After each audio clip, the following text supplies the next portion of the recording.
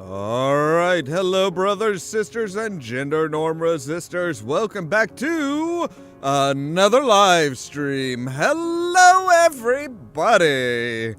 Both here now coming in just a little bit, and those of you watching in the future. Ooh. Welcome back to to the Tesla Effect, a Tex Murphy adventure. Tex Murphy, quite possibly the worst, the worst private investigator. Although he does solve the cases, it just doesn't always turn out well for him or anybody else involved. Last time we joined Tex as he was coming back with some mysterious briefcase to his office in the slums of San Francisco. Only to see him, well, not really, we didn't even really see him get knocked out. We just know that something happened outside of in the alleyway right outside of his office. He went out to investigate, got hit in the head, knocked out, and the past 7 years worth of memories were erased. These 7 years where he became a complete and utter badass. And something of a terror, which a lot of people didn't like about him. A couple of people who really did like it. Rook, the pawnbroker, really liked the new Tex. He's a bit of an asshole. Rook is a bit of an asshole. To put it very mildly, Rook is a bit of an asshole.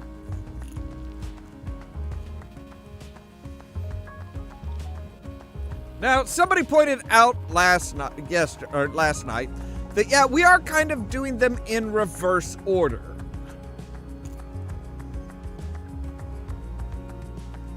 But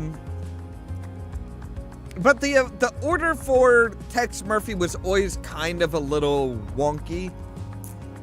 Like, the one before this was actually a retelling of the first Tex Murphy adventure.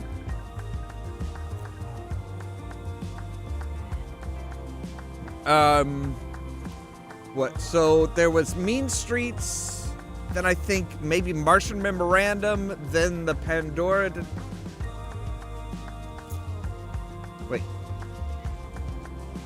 Now I know Overseer, I think, is the one that they are in the process of. Is that the one that they're in the process of remaking? I think so. If I remember correctly, that's the one that they are in the process of remaking. This time calling it, The Poisoned Pawn. Because it's all about the chess, and, it's kind of an interesting idea. It's the idea that, you know, there's a pawn that, oh no, you can take it, but if you take it, that's going, you know, you're leaving your opponent with a lot of moves that are going to end up, it's going to end up being a checkmate fairly quickly. Personally, I don't play chess. It always feels too restrictive. Like, a lot of, it's like, oh no, well, the knight can only move in these directions, and this one can only move in this direction. It's like, people say that it's a metaphor for war, and it's like, not really, because your troops aren't limited to what moves that they can legally make.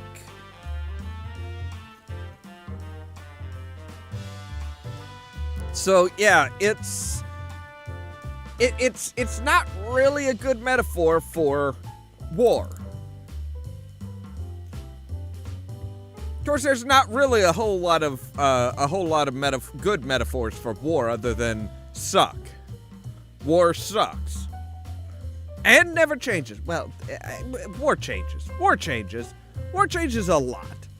All right, so I think we are ready to get into the game.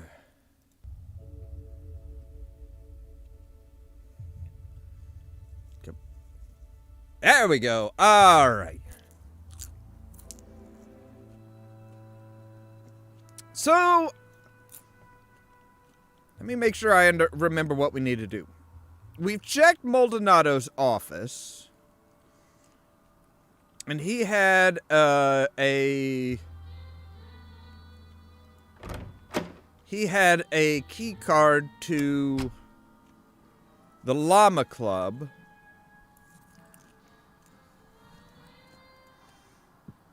There was also this picture. If this woman has been doing business with Maldonado, maybe someone else on Chandler Avenue will recognize her. And I think I think Rook did recognize her, didn't he?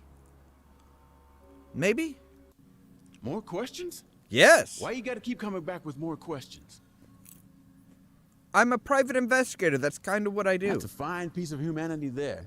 She stopped by the other day and checked out our selection. Took her about 2 seconds to realize it was all crap. So she seemed to know her stuff. Right. So, okay, you didn't know anything.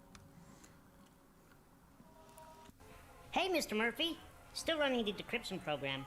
You can hang with me till it's done. Shouldn't be more than 4 or 5 hours.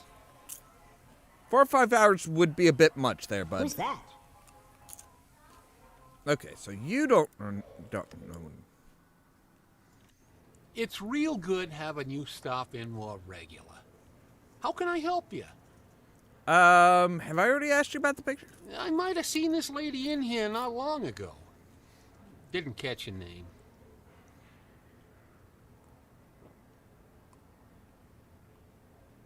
Well, that's a shame. Now, like I said, I think it was Rook. Well, if it isn't Mr. Van Winkle. Oh, ha ha ha. You with Rip. Lovely. Oh, she may have come by here. I can't be sure. You could be sure, but you're just not. You're being kind of an a-hole about it.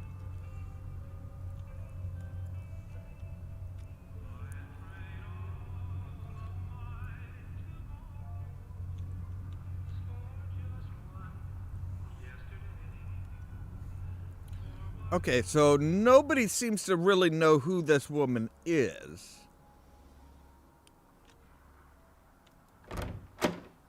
Hello. Public vid phone.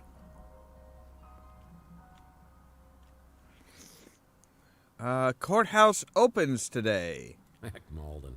That buffoon always got credit for cases I solved. But that's what you get for helping the police. Hello? Oh. The bell is on the front desk. I could ring it and talk to the clerk. As I ring the bell, I expect Nilo, but another familiar face pops up from behind the counter. It's Clint. Looks like he's dabbled in some home plastic surgery to cover his empty eye socket. It's amazing what you can do with a tire patch, spray paint, and crazy glue. I'm sorry, what? Ah, Mr. Murphy, will you be needing some housekeeping done? I can't remember the last time we saw you around here.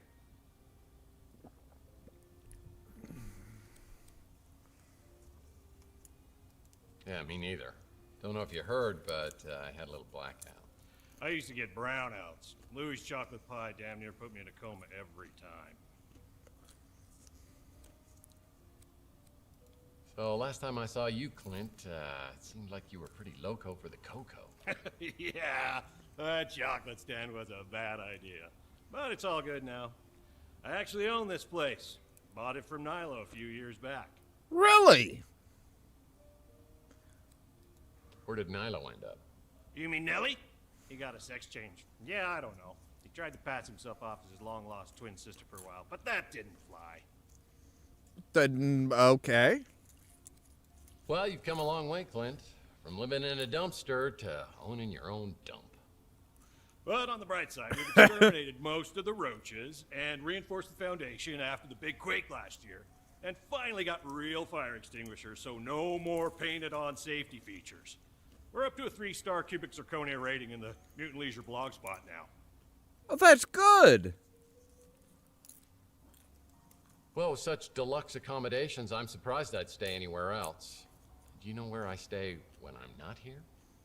Nope. You pay me well to keep an extra eye on your apartment and my nose out of your business. Well, crap. Well, math isn't my strong point, but I think you're out of extra eyes. Did anyone ever tell you that you make it hard to give good customer service? It's come up a few times. You're paid through the end of the year, just like every year. You're hardly ever here these days, but hey, let me get my nose out of your business. That sounded disgusting. Let's change the subject. What can I do for you? Yeah, it kind of sounds like you got your nose in my. Well, it's not chocolate, so that's good. You keep being my best tenant, and I'll be your biggest fan. Deal? Sure. Right. The cops came by to ask me about that, but I wasn't here at the time. Convenient. This may not be much, but it's mine, and I love it.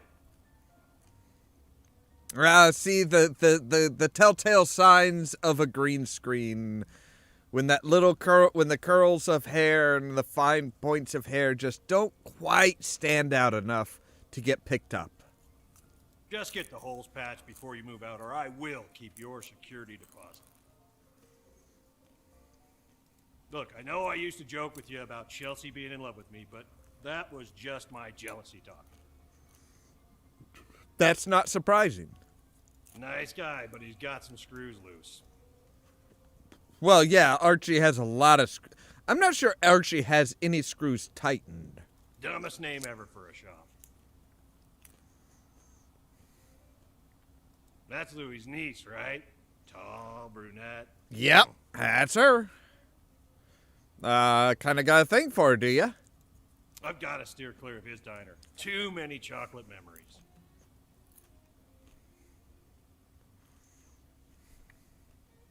Look, I've had my own problems, as you know. I was in a kind of a dark place 7 years ago. Dark, Yeah. bitter, sometimes nuts, raisins. God help me, marshmallows. How are you not diabetic? Nice girl for circuits and chips.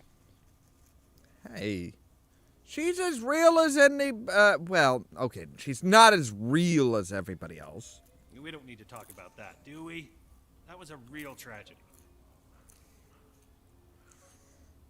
Oh, Chelsea's death. Okay, I was like, wait, what? Right, what do you have about Maldonado? Maldonado? Nothing but trouble. I steer clear of that hombre. I don't think you gotta worry about that anymore. Just saying. That guy's all mobbed up, so I keep my distance. What about Rook? That little gremlin's never forgiven me for stealing his newspapers and using them for blankets. Well, newspapers aren't very insulating. I haven't tried it. They say that the sauce will melt your eyeballs, and that's a risk I'm just not willing to take. Well, yeah, you're down to one. Come on. So what about you, Clint? Me? I'm just living the dream. One chocolate-free day at a time. How do you still have your own teeth? I know for a fact I've never seen this fox before, because if I had, she'd be my lady love. Right.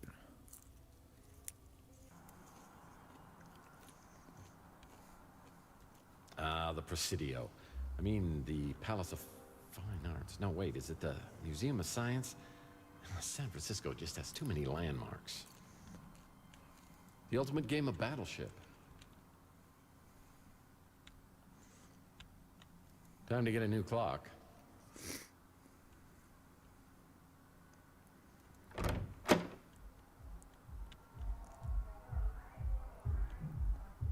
Sapphire, domineering escort. Have you been a bad boy? Well, this is a flashy new neighbor.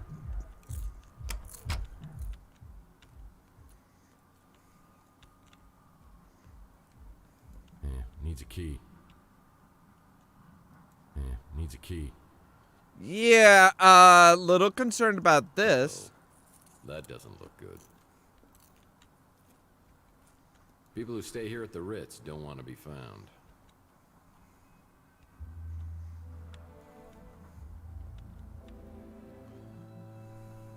Well, I had this door permanently sealed as it opened directly into my bedroom. People thought that was awfully presumptuous of me. Needs a key. Wait, don't we have a... I thought we had a... No? No?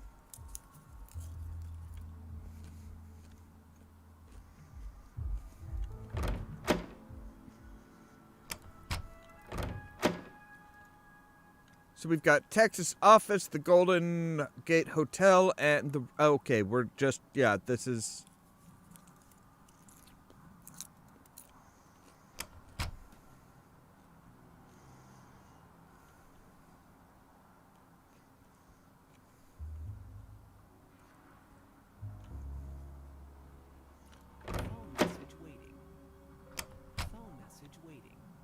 Oh! Phone message waiting. Hello?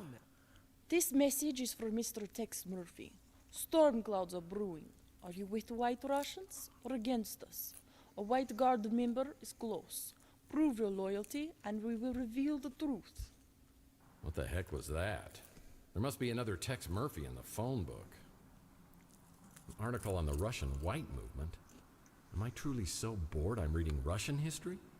Looks like somebody's wiped my computer clean. Hey, I am 100% behind White Russians. They are delicious. It's one of my business cards, but it looks different. When did I change these? So somewhere nearby there is a member of the White Russian movement.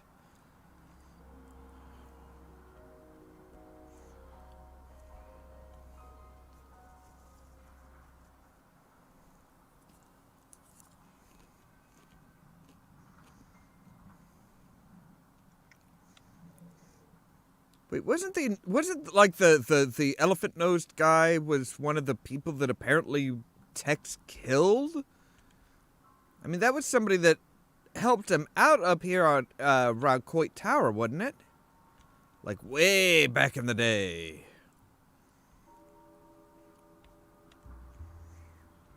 Also be on the lookout for comics because Tex is a kid. A big kid, but still a kid.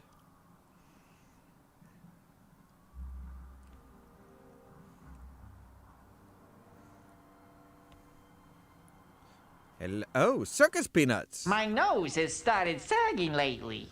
Makes it hard to breathe. Now, what kind of info you looking for, huh? That was the guy that apparently Tex killed? Still doesn't sound much like Tex, but...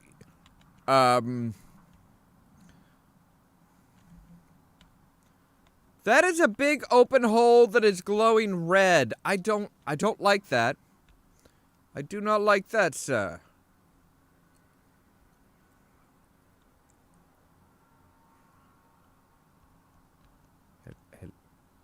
Surely there's got to be something around here, right? You know, I never actually see anyone working on this street.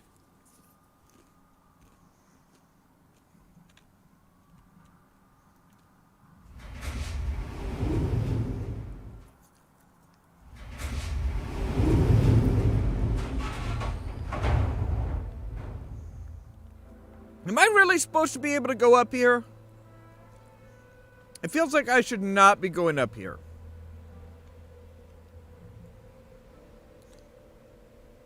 Well, we're apparently in the red light district.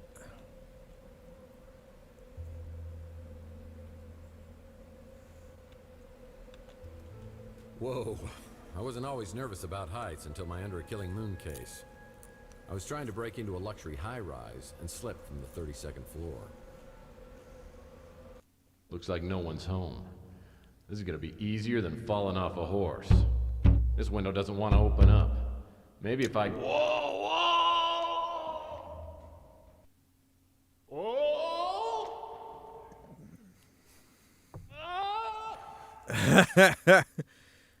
Fortunately, I hit an awning before I hit the ground, but I didn't stop bouncing for about 30 minutes.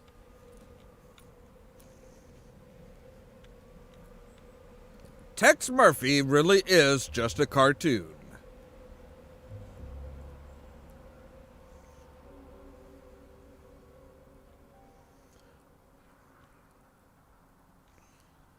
I figured there'd at least be like a comic book up there or something, right?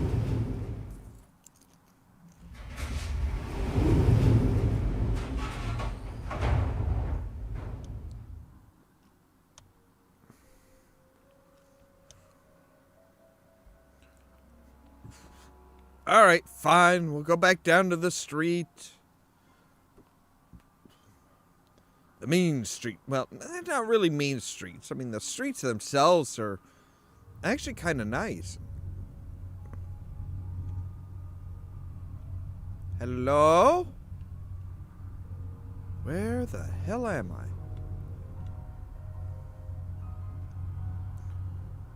What? Why is there a...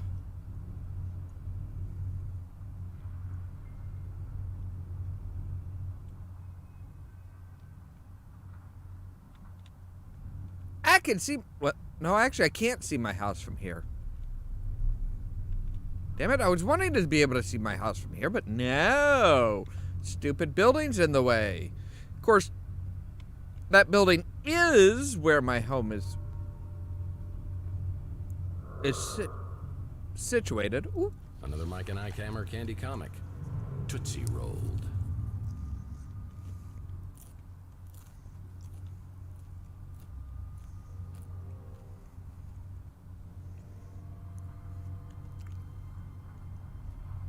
So, yeah.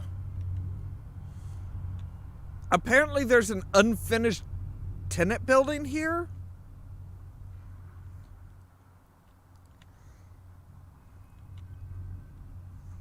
I'm not entirely sure why. I mean, it's strangely kind of completed, but not. All right. So we need to find the White Russian...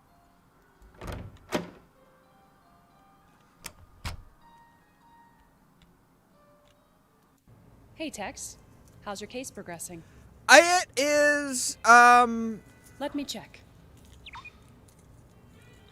I can confirm that Mason Bowers has been a registered guest here. Sorry, Tex. I'm not allowed to give out any more information than that. Right. Damn it. If I could smell, I'm pretty sure he would stink. Always looks like he's up to something unsavory. Can I just say I'm glad you can't? That crusty old perv is always coming in here trying to get a peek at my underpixels. Why, Holly. I think the kid who works here has a crush on me. Maybe one of these days I'll rock his little world. Okay.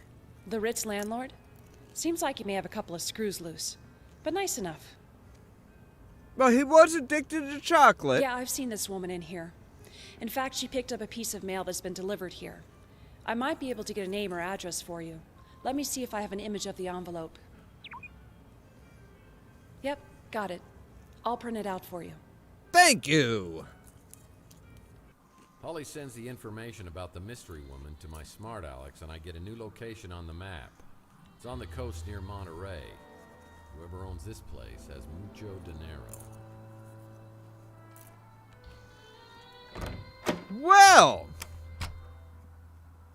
I guess that is our next place. The beach house. Whoa. Yes. I get in my speeder and realize I'm very wobbly and my vision's pretty fuzzy. I realize it's finally time to get this head wound checked out and some professional input on what's happened to me. Now's as good a time as any. I call a cab, and I'm on my way to the North Hill Clinic. Yay! We actually do get to go and see a doctor. Hey! Where are you headed? North Hill Clinic. Well, I better step on it. You look like you're in pretty bad shape. Your eyes are really bloodshot. Thanks. Yeah, you should see it from this side. Live around here? Yeah, I do. Live at the Ritz. I've heard there's a lot of Morlocks in that area. Morlocks? That's what they call them. Some new crazy type of mutant. Really? Yeah, I've heard rumors that they're attacking people. On Chandler Avenue? Just rumors. But you never know. Things could get worse, sir. Sorry. Sorry, I just wanted to let you know I was packing heat up here. Didn't mean to freak you out. Just said that. That's fine. It's just the last time I got a ride from someone, they shot me, so I'm a little jumpy. It's a nice gun, by the way. I used to have one just like it. I've had this for a long time. Some idiot threw it out his window.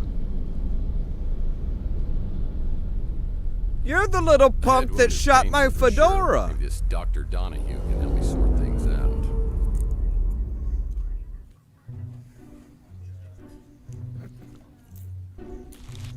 Oh, God.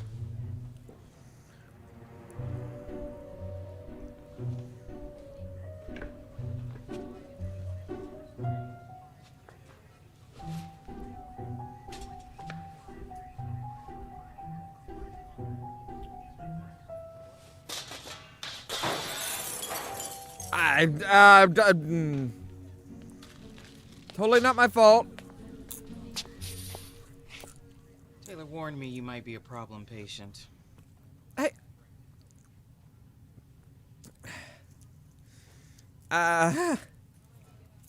Oh, yeah, come in now when everything stops moving.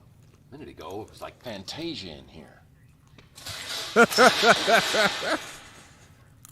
Hi. I'm just gonna assume you've got some head trauma. Let's see what's going on. I don't know. Can't you see the big gash in my temple? Weird question for you. Is there any way to tell whether I'm dreaming or not? Do you want to know if you're dreaming right now? Yes.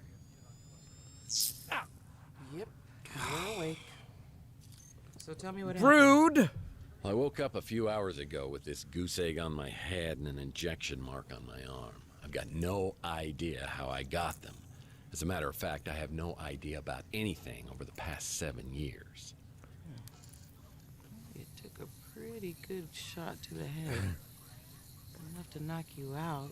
Maybe cause some short-term memory loss, but for 7 years. Let's see that mark on your arm.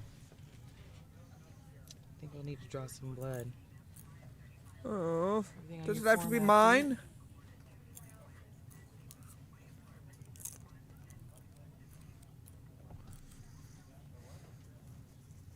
No, they do look very similar though, don't they? Well, I think I said I exercise regularly and smoke sparingly. I might have got those two reversed. Oh, I'm guessing your bloodstream's full of cholesterol and toxins, but I'm sure we'll find something else there too. Have you ever had an implant?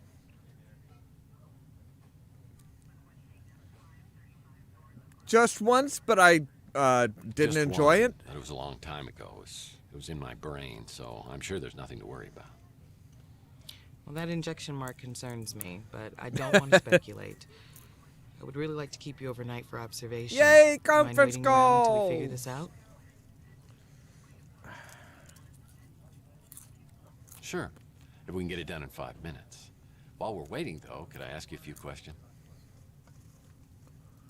Let's just keep this professional, shall we? I just want to know what you think about me, lady, that's all. I don't think you could do much better.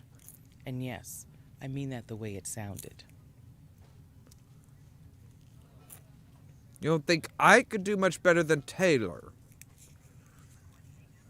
No, that checks out. I believe he runs a diner over on Telegraph Hill. Yeah. It's kind of a diner. I've dealt with many cases of amnesia, but nothing exactly like this. But you have suspicions. After leaving North Hill, I get a cab ride back to my office. After a while, I'm feeling a little better, so I hop in my speeder and head out to the address of the mystery woman, who I hope can give me info on Mason Bowers. I'm sorry, did she actually do anything?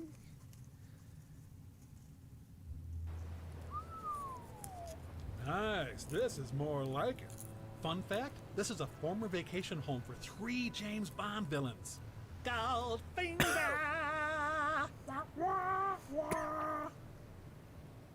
Please never do that again, smart Alex.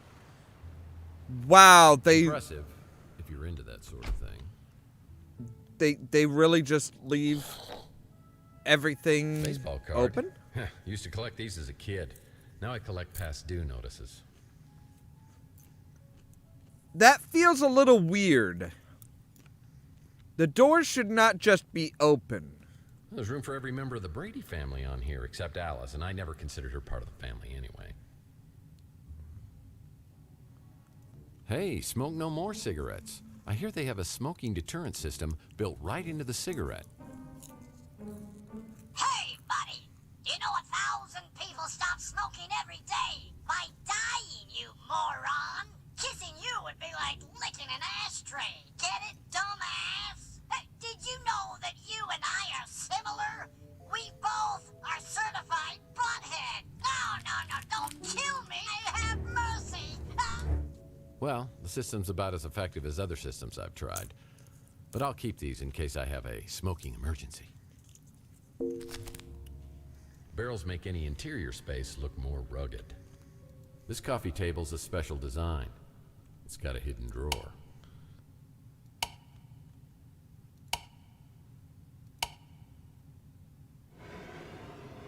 I don't think that's very hidden. Hello. Well, one man's trash is a PI's clue.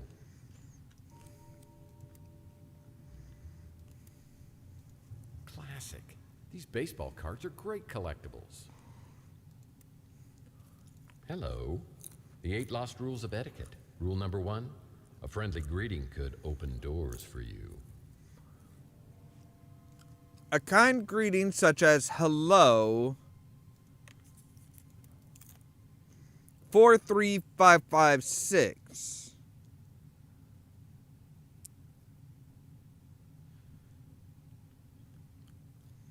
That's the numbers on the, that's how to spell out hello on a phone, I think. Seems Mason was treating someone with serious facial deterioration. The cryogenic sleep state. Wait, what does that say? The cryogenic sleep state that has caused so much physical and mental damage to the Morlocks is beginning to affect me. The fresh disease seems to be spreading up, causing serious deterioration on the right side of my face. I hope you will have a solution for me soon. T. Seems Mason was treating someone with serious facial deterioration. It looks that way, yes.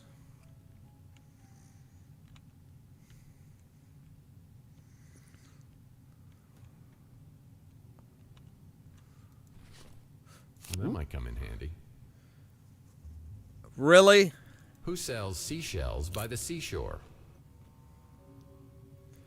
Who just has 3 seashells sitting on the shelf? A collector's edition of Matt Cubase Tyler baseball card. I wouldn't dare thieve that. Reminds me of the time I tried to cook meatloaf. Yeah, Betty didn't like it. The soothing, sultry siren song of a redcat. Staring at this picture is more exciting than watching a game of baseball. Now that was a terrible year for wine. Now that was a terrible year for wine. Well, there's Waldo. So somebody really likes baseball here. Yeah, just some books. Oh, nope, never mind. Who sells seashells by the seashore? There's even more. Even more seashells over here. Okay. Oop. Now that's my kind of book. Neurosurgeries for dumbasses.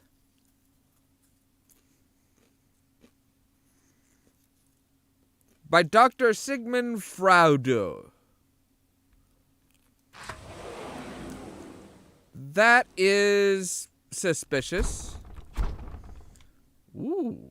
Pizza. Really? They found someone to eat this crap? Hey, it's a regular pizza. What do you want? I am kind of concerned about the lobster and sushi. Or the milk in the freezer.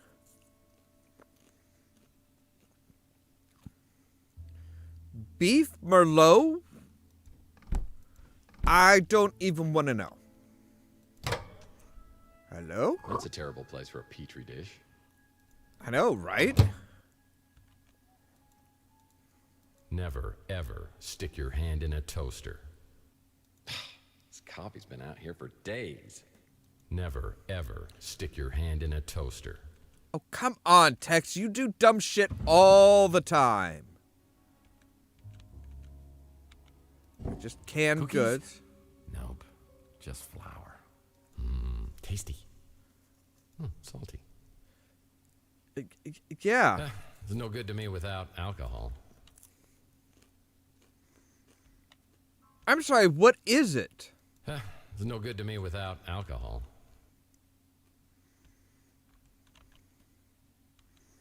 It's no good to me without alcohol. I'm sorry, I think that's supposed to be olive oil.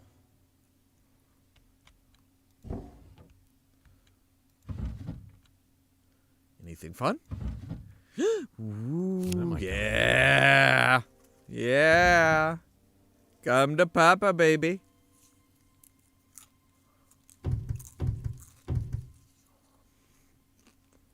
Sardines. Well, judging by all this fiber, the owner has digestive issues. If they're getting all that fiber, I doubt it. I think that's upside down. Because seriously, if they're eating that much fiber, I'm pretty sure that the fiber's taking care of their digestive problems.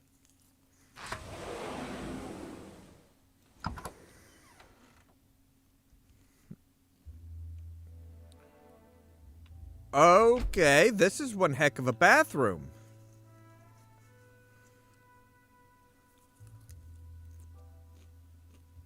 Boy, I try not to look directly into a mirror because it's kind of bad for my self-esteem. Yep, welcome to welcome to life. Into a mirror because it's boy, I try not to look directly into a mirror. I'm sorry, this isn't a mirror. For my self-esteem.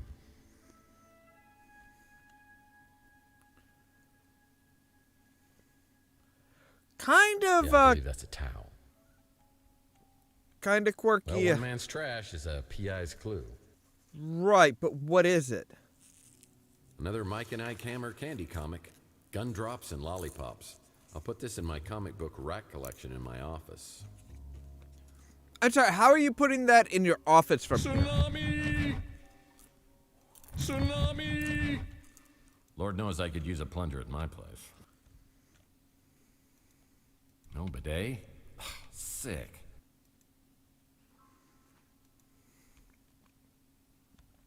I'm more concerned about no flushing handle. Ah, a remembrance of a much simpler time. That's a bit more concerning. All right, so what was the note that we got?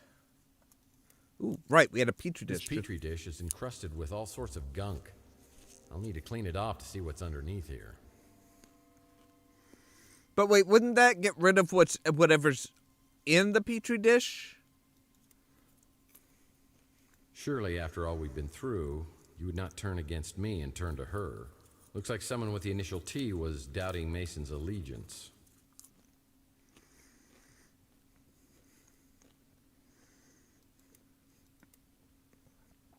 All right, let's read what it actually says. Shall we, Tex?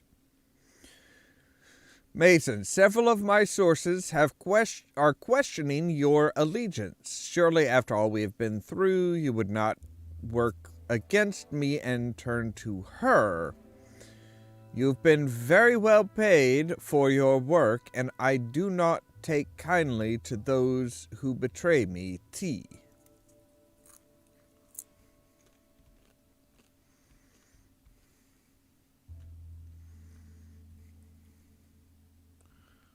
Pillaging must be one of their hobbies. Who doesn't like to do a good pillage? Nice. Another card. This is just to trick people into thinking you read a lot. Maybe he does read a lot. Oh, I could use that. Another baseball card. There's a past due notice here.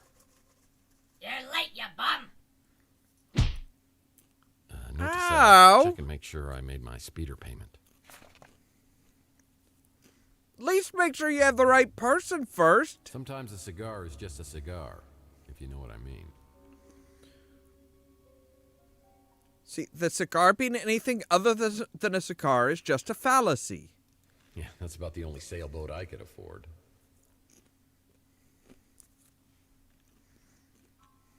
Yeah, just some books. Wrong form of its. Come on, people.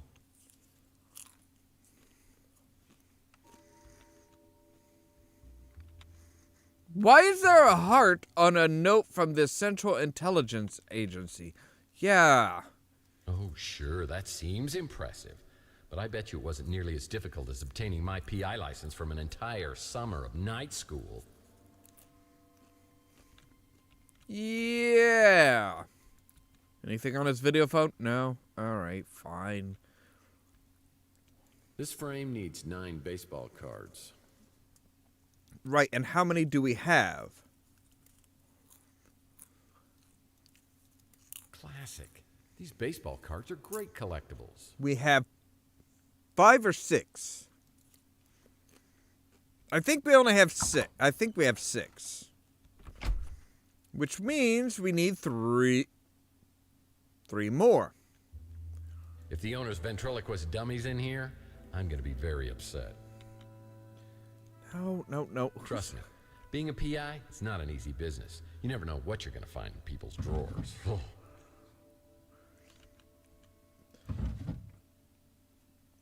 I could see that. You never know what's in people's, especially drawers in their bedroom. Oh no. It's a Mike and Ike Hammer candy comic. Sleep with a Swedish fish. Put this in my comic book rack collection in my office. Anything there? No. Okay.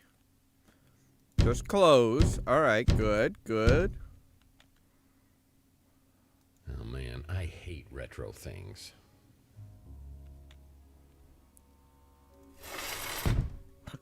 Ooh. Oh, wait. HELLO. Aha!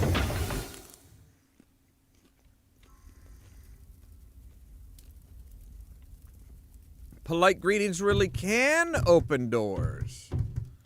An old Zoom portable music device. Yeah, I remember when I was a kid, my mom got me one of these while all the other kids were getting iPads and iPods. I remember just how I felt that day. Wonder what happened to it. Oh yeah, now I remember.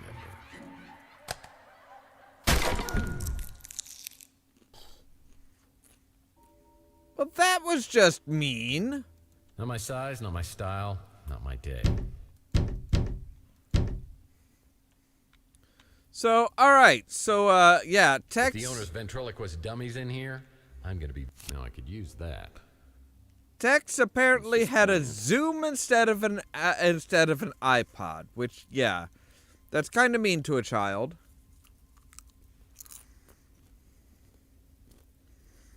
I'm sorry, apparently that we had 5 before, now we have 6.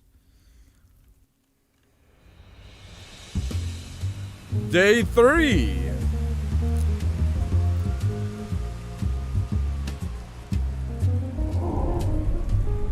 Drugs, guns, and cash. Or the Fast and the Curious.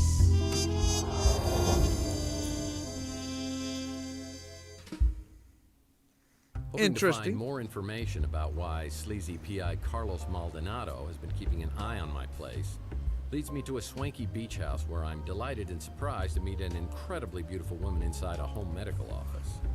Unfortunately for me, the feeling is not mutual, and she's accompanied by a very lethal friend. Freeze. What are you doing here? Well, we had such a charming conversation on the vidphone, I knew I had to meet you. Now I'm rethinking that. You don't remember me, do you? Well, I wish I did. Does that count? We met just once, years ago. So did you really come here looking for me? Or are you here for Mason? I'm sorry. The correct answer is C, all of the above.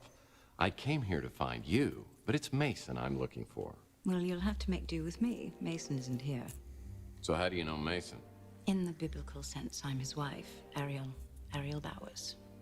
Oh. When was the last time you saw him? Over a month ago. No kidding. A wife like you, I'm surprised he ever leaves the house. We've been legally separated for over a month. He has issues, erratic behavior, periods of deep depression. It got to be too much. Allergy to leather and latex? What are we talking here? He ties his shoe for an hour, or he walks into Burger Barn with dynamite in his pants? I think it was just a reaction to stress. His work kept him away for weeks at a time. So I heard your husband was a neurologist, like a brain surgeon or something. Or something, yes. He worked in neurochemistry, how chemicals influence neural operations. So who are you working for now? Mason never talked about his work, even before we separated. But we stayed in touch. This was the longest he ever went without calling me. I got worried and came here. I found Maldonado's number and called to see if he knew anything. Yeah, well, Maldonado's not going to be able to help us much because he's dead. Is that who you were coming to see on Chandler Avenue? Yes, that's right. What happened to him? Well, I'm not sure, but I'm trying to find out. But the trail seems to lead through your husband, who, by the way, I believe has been abducted. Abducted? Now I'm worried sick. What are we going to do? Well, to start with, if you could think of anything that could help me out here to find him, that would be a big help. I will. Right? Feel free to look around here. I wish I could stay and help, but I'll give you my number so you can call me later. And sorry about the gun to the head thing. Oh, it's okay. I've just got one of those faces. Probably look better with a hole in it.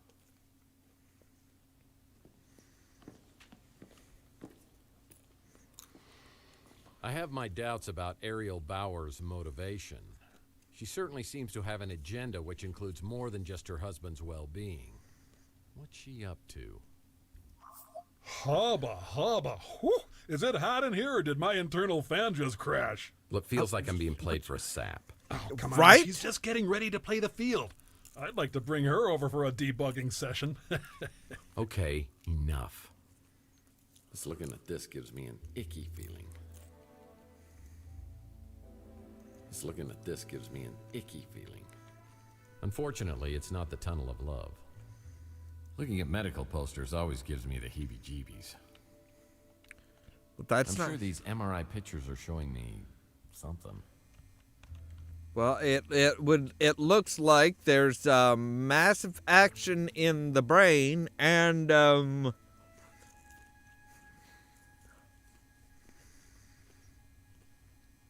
not sure why I'm not entirely sure why there's it's showing massive actions down below.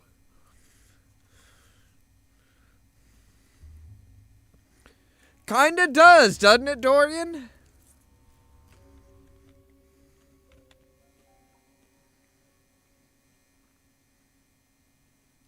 Well, now, those are not normal human hands. They got a few extra fingers there. Problem is like the extra fingers seem to be like fused together at the tips, which would make them practically useless.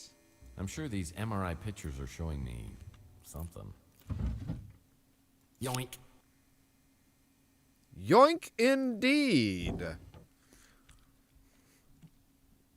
And that was the moment when I fell in love with Tex Murphy, when he just yoink. Nothing I can use. Man, that is so cool. Really? They actually have Lucky Strike cigarettes? My business card? How did Mason Bowers get this? This looks like a good bathroom read.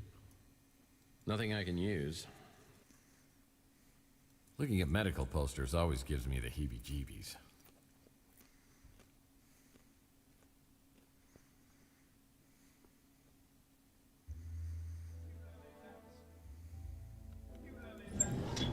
I'm sorry, did somebody just send... Need a PhD to understand any of these books. Did somebody just send him a fax? I will get to you.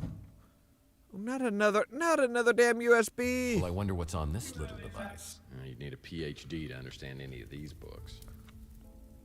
All right. If I found a flash drive, I could connect it to the video screen. Oh! Oh. Looks like Carlos Maldonado was trying to get a hold of Mason about someone named Margaret Leonard. You know what? We do have a U.S. This memory stick probably works on the computer in Bauer's MRI room. Probably. Maldonado was tracking down a woman named Margaret Leonard for Bowers.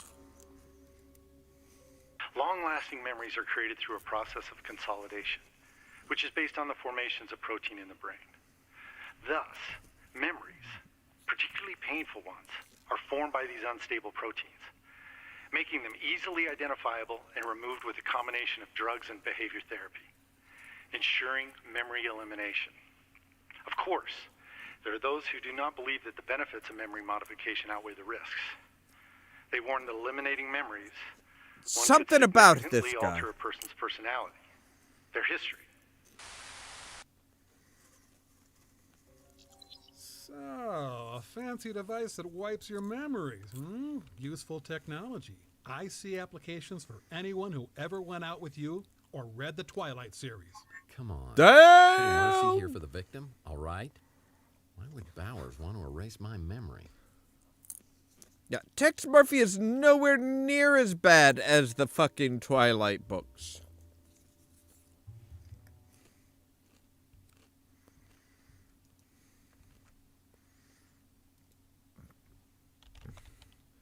I do want to know though. I do want to know who is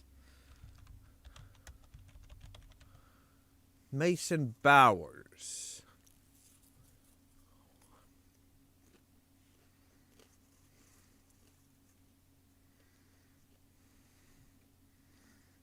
See, the guy who plays Mason Bowers looks really familiar.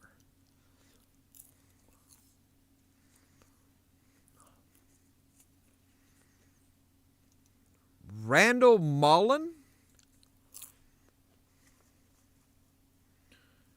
All right, so he was in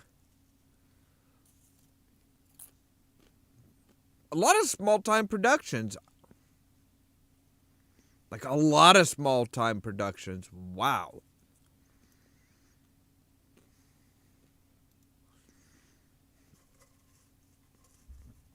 And Mojo is played by Travis Eberhard. 17 Miracles, Appetites, The Royals.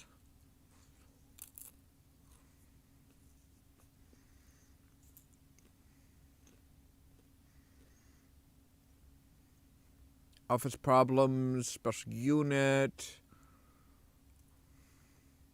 Wow, yeah, there's just a lot of random stuff. But I swear they look, I mean, there's a lot of people here, there's a lot of people in this that look like, that really look like,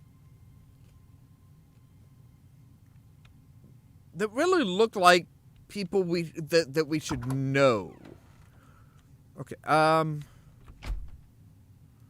landlord always reminds me that indoor plumbing is a privilege, not a right. No, really. That's not right.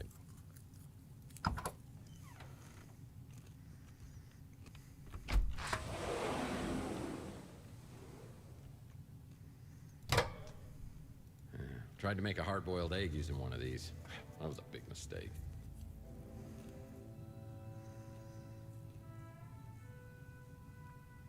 Kind of, yeah. Yeah. Yep, that's a sink. Yeah, can you... That was a waste of time. I want you to wash the damn Petri dish, Tex.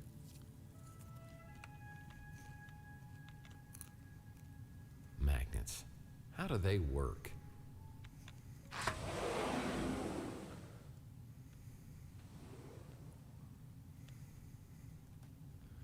Say hello to my little friends.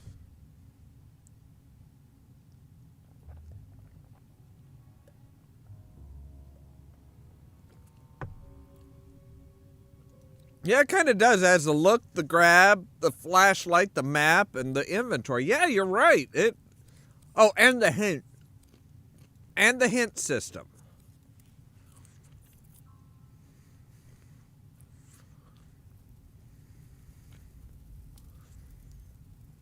Okay, so there's something here.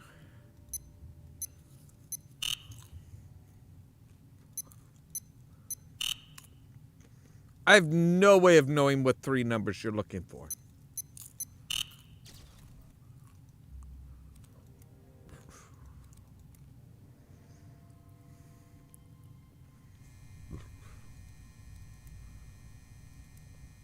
This petri dish is encrusted with all sorts of gunk. I'll need to clean it off to see what's underneath here.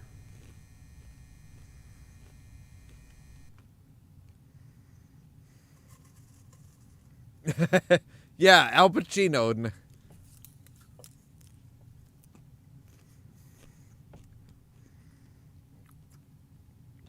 But it's not terribly surprising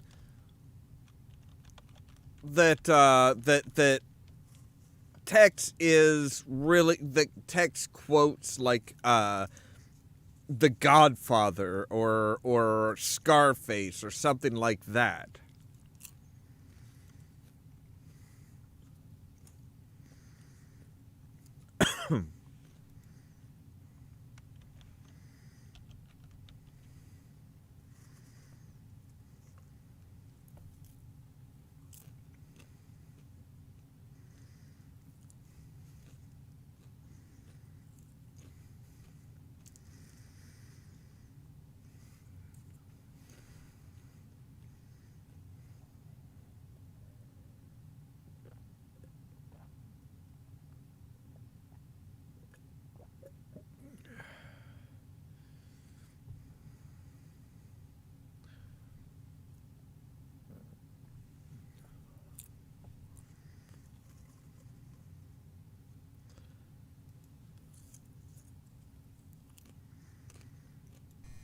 I mean, pretty much, I mean, you know, as far as Tex is concerned, honestly, pretty much any classic crime type movies are hits.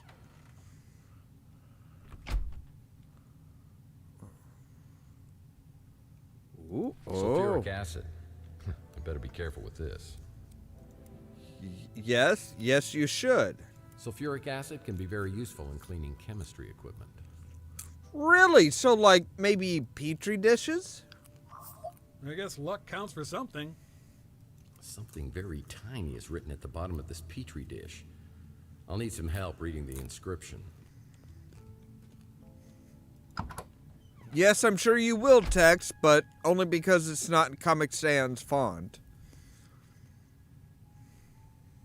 Well, it's a microscope, and you'd need one of these just to see Rook's sense of humor.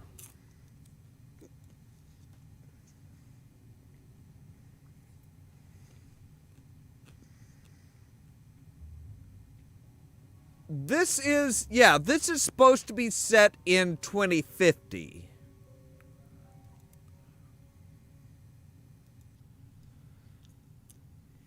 $670? All right. This cabinet needs a 3-digit code to open. Yep. That's interesting. Nothing I can use. Something tells me the doctor got a lot of toothaches. Oh, wow. Oh, wow. That is ancient. That is an ancient toothache drops made from cocaine. Yes. That is a really, really, really old box. All right, so how many do I have now? I have 8, but I need 9. I have 8, but I need 9. You'd need a PhD to understand any of these books. I think so. I think, yeah, like... That's a good question.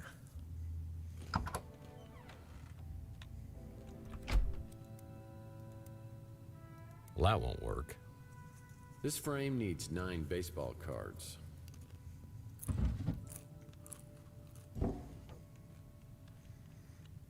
Right, so we are missing one baseball card.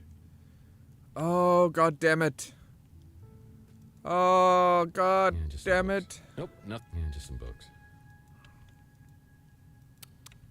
Wrong form of its. Come on, people. No, that's not important. Does it open? Does it open? Oh, god damn it.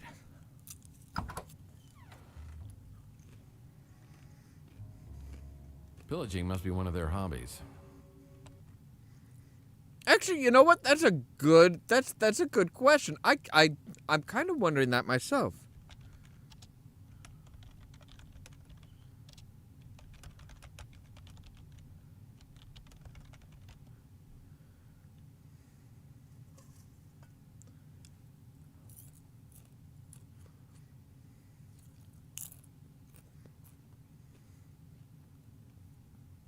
So, cocaine loses about 10 to 25% of its purity within 6 months of its shelf life.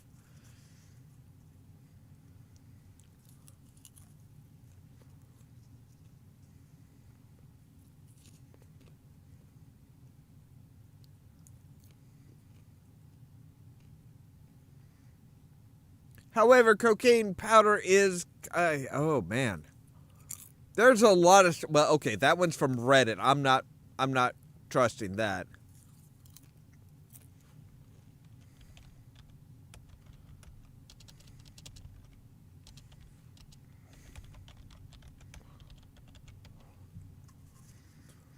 So yeah, in the early 1900s, cocaine's drawbacks started making the rounds, and Novocaine became...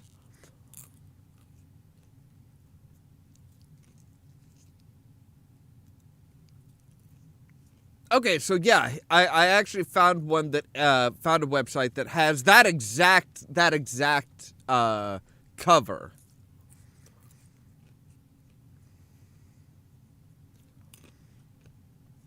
Yeah, cocaine toothache drops, instantaneous cure, price 15 cents, product of the Lloyd Manufacturing Company. From Hudson on Hudson Avenue in Albany, New York. For sale by druggists. Of course.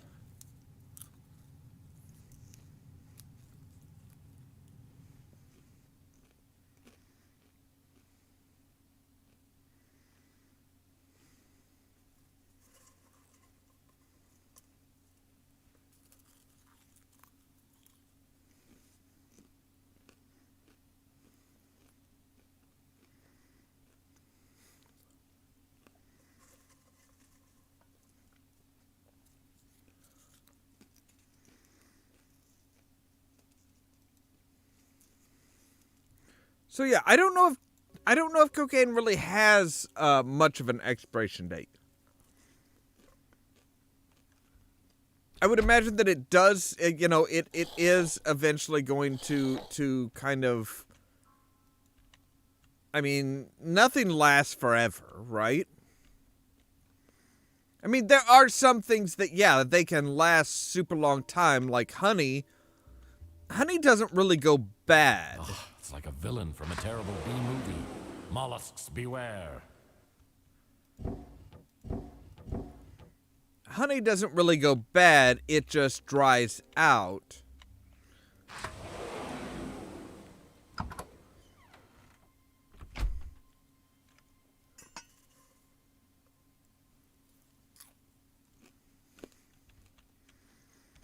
I mean, in theory, if it's... nothing worthwhile on these shelves. If it's dried out and processed properly, I mean, I suppose if you keep it dry... If you keep it dry, it should be all right. All right. I need one more damn baseball card. I hate when they have like, oh no, you collect so many things. You have to collect so much stuff, and it's like, but at the same time, hey. Gross. This bowl is full of fruit. Fruit is good for you, Murphy.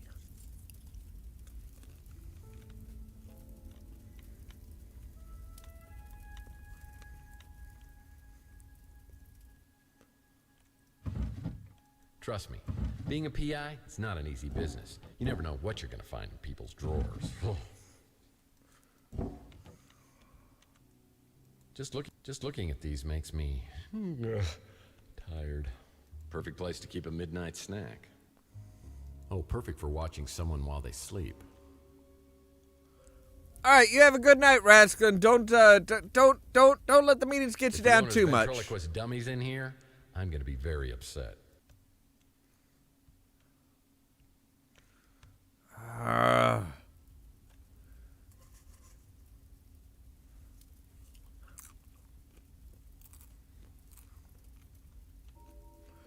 Right? Yeah. All right, fine. We'll use the flashlight.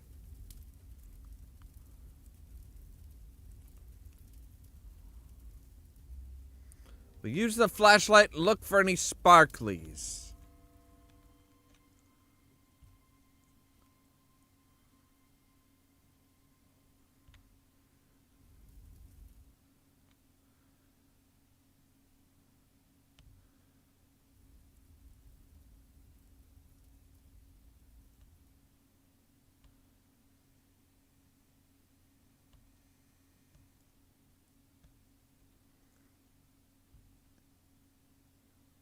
Anything sparkling?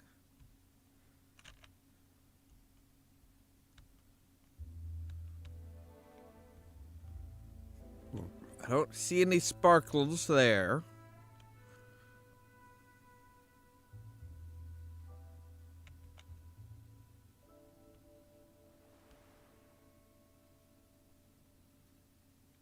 Aha! Really? That's interesting. Really? That would... Oh. All right, fine. Close the door. That accomplished nothing.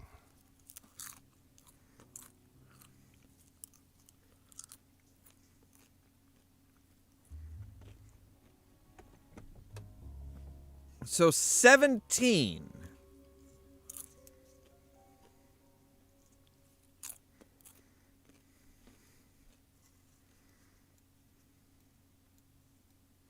So 9, 10, 11, 12, 13, 14, 15.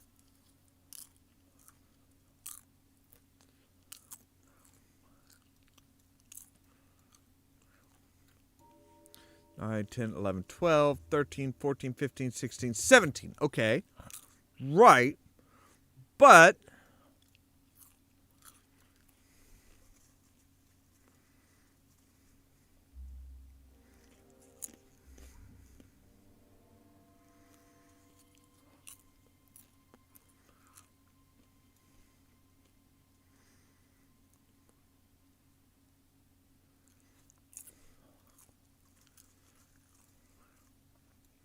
so 5, 6, 7, 8, 9, 10, 11, 12, 13, 14, 15, 16. Fine. It's there. 8, 9, 10, 11, 12, 13, 14, 15, 16, 17. All three sides had to equal 17. That's a lot of money. Lots of cash. Usually a sign of illegal activity. Yeah, how about we, do you want to talk about the massive briefcase of cash that you found in your apartment, Murphy? Pawn Weekly may be even sadder than that Cat Weekly magazine. The drawer inside this safe needs 2 additional cards. Whatever's in here must be so important that Mason Bowers keeps both the cards with him at all times. Oh shit, do we have to go and find his body again? Looks like Bowers was interested in some Nikola Tesla artifacts from Rook's pawn shop. Really? I'm sorry, Rook's Rook's Pawn Shop is famous enough to be in a magazine, in a pawn shop magazine. But he keeps his shop at Chandler Avenue in Mutant Country, the down and out mutant neighborhood of San Francisco. Something doesn't add up here. Something does not quite add up here. I'm just going to go out on a limb here and say that's a little suspicious. But it does give us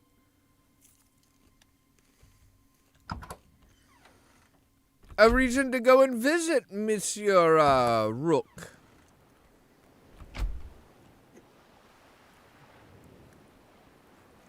Not to mention the fact that we can't do anything with the safe until we have those 2 special cards. Oh man, I am loving this. I am loving this hover car. I'm loving this hover car. Let's go to Chandler Avenue. I better drop by the barbecue joint and see how that dweeb Mojo's doing. Maybe he's decrypted that memory stick. Yeah, about time, too. I need a new lead on this case.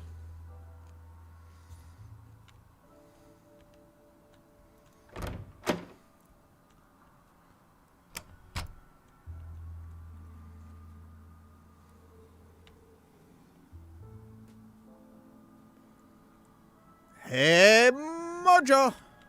Inspector Burns finally opened his own barbecue. Mojo Jojo!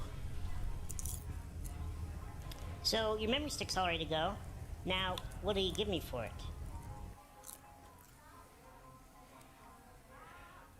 What are you talking about?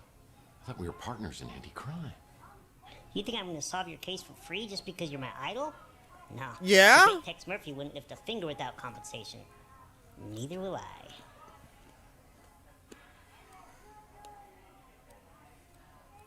So, how much are we talking here? Do you have an action figure? I want something money can't buy.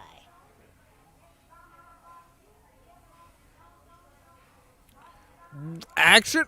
Wait, did Tex... I used to have a Pez dispenser. No. I want an action figure of you. How do I know what's on the memory stick's even worth anything? Yeah. Your cases always have 100 loose ends, and you need that one missing piece to tie it all together.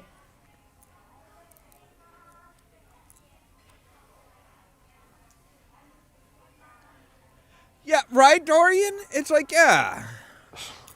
Where do you find this stuff out? This could be that one missing piece. Mr. Murphy, you need this.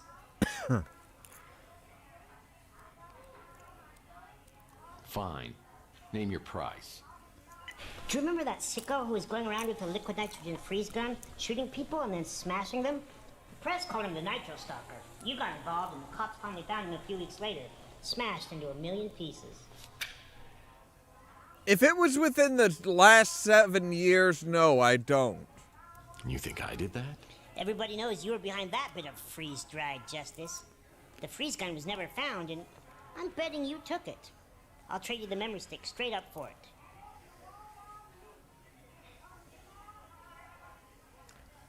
I'm sorry. Hold the phone.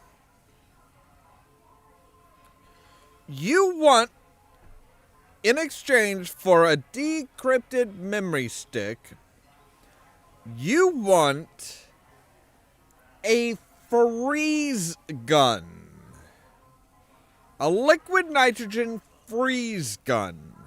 A deadly weapon that was used by a psycho serial killer. That is what you want. Never mind the fact that he works in Inspector Burns' barbecue joint, which is apparently so hot that, you know, it will literally burn your taste buds away. I'll see what I can do. Don't know. You don't know anything about... I wonder who'd know about that stupid freeze gun around here. Hey, Whatever Louis. you need, Mike. Just ask. I need a good hole in the head? That Clint's really come up in the wild. Though I still hide the chocolate cake when he drops by. I don't want him falling back into his, old ways.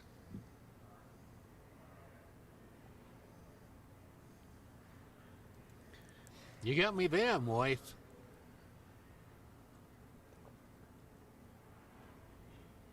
I think it's mostly because Tex. It's a not so well kept secret that Tex was involved in solving Not the again. case. You're gonna get me fired. Or worse. Oh, suck it up, Buttercup. That guy's a go-getter. Why don't you get him to answer these questions? Because I want to know the real story behind him. Can't help you with that. Can't or won't. Hey, Rook! Rook, baby! We need to talk. Oh, do we have to, really? Yeah, trust me, you may be involved in what happened to me. Oh, the very thought makes me giddy. I knew you'd be pleased to hear that. But it's all tied to items of Nikola Tesla and a man named Mason Bowers. Well, it's true. It's true I've had some very rare Tesla items in my possession from time to time, but I have never heard of this Mason Bowers. You know Carlos Maldonado? Well, of course I know that wretched swine. Tell me how he ties into Tesla. Well, Maldonado tried to bribe and threaten me to reveal my source of my Tesla items, but I didn't give it to him, and I won't give it to you. Do you think Maldonado was the one watching you? I think so. Oh, my, that could be He was troublesome. watching you, too. I need to make some inquiries. Is there anything else? Yes, actually. What do you think about Clint? Like I always say, you can take a bum out of a dumpster, but you'll never get a dumpster out of a bum. Well, yeah, mostly because the bum would have to stretch well past the reason of recovery in order to fit a dumpster inside of themselves, and extracting said dumpster would require a lot of convincing. Well, the freeze gun? The one you pawned that supposedly belonged to the Nitro Stalker? Yes! I believe it was purchased by one of those vigilante Morlock hunters. Oh, you mean the psychos?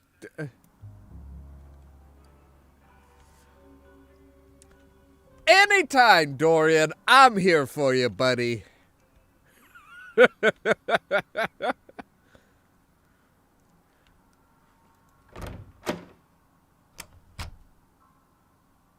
A bell will be placed in the lobby if a clerk is on duty. What? Now, where the hell is Clint? Well, this is a flashy new neighbor. Where the hell is Clint? God damn, Clint, you useless piece of... You better not be out scoring chocolate, man.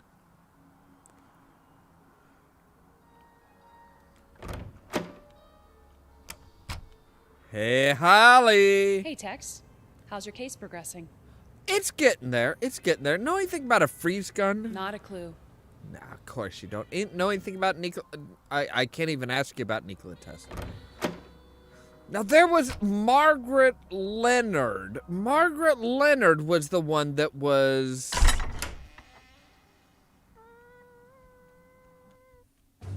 O Lord, we beseech thee.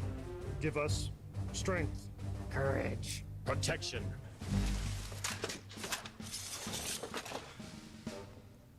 Hi, boys. Hail, fellow countrymen. We are ready to begin our quest. Hunting the dreadful night beast. Make haste. Sorry, Tex, we gotta run. Farewell, Sir Larry, Curly, and Moe. I'll be sure to tell Snow White you're gonna be late for breakfast. Ooh, now this place is cool. A nerdy 7th grader's paradise. Yeah, every weapon you'd ever need to be a level 85 World of Warlord chieftain. Well, I don't teach go-go dance at my academy. We're more respectable than that. This is not a go-go cage, Tex. A go-go cage would require you to be able to stand upright in order to dance. Did someone leave these on? Because they look like they're on. Ow! Yep. Padlocking the fridge is for extreme dieters only. Fool me once, rubber spaghetti, shame on you. Fool me twice, shame on me. It's a key to a padlock. The half-life of Weenie World burgers is at least 20 years. Oh. Whoa, better tell Yogi to be on the lookout for these in Jellystone. Nice knife. There are novelty toys in here. Whoa, I feel like I just missed the fellowship before they headed off to Mordor. Mace is still kind a of tool for women's self-defense. UFO. Wait, what? Believe UFO New San Francisco Convention Center.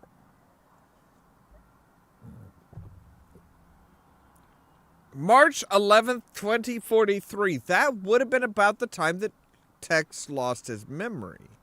I used to love the game of Twisty until I realized its true sinister purpose. I wonder what this key opens. Well, it looked like a green handle to it.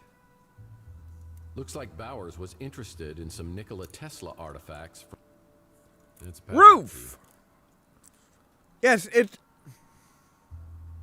tells you what it's for, Tex. It's a padlock key for a refrigerator. For extreme dieters only. Right. Okay, so we have a padlock over here on this fridge, so let's use it.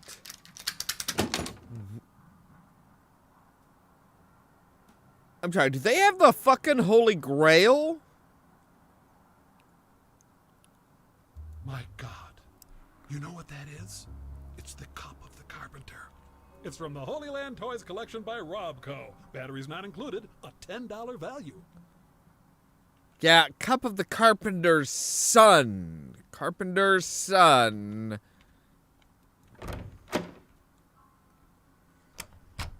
Two roof. What if I want 3 roofs? Oh! This needs a key. Yep, we got the key. We got the key.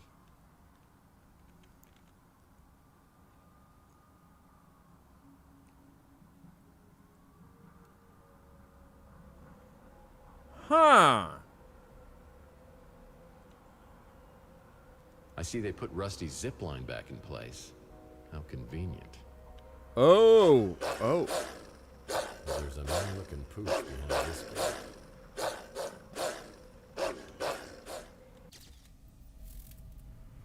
Right.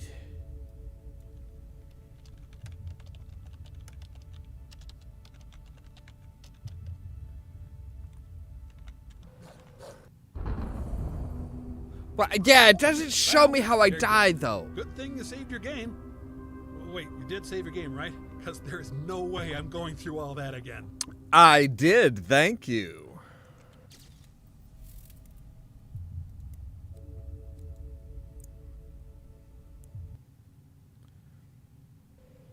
I kind of wish they animated the Yeah, I need a zipline trolley to place on that rope. I've got one of those.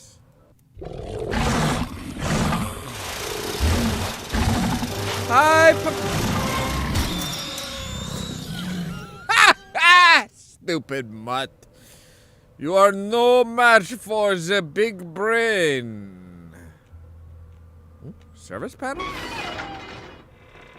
No way! A freeze gun? This is definitely your coolest case ever. No pun intended. With freeze guns, the puns are always intended. Are you familiar with the work of Arnold Schwarzenegger? Please, have mercy.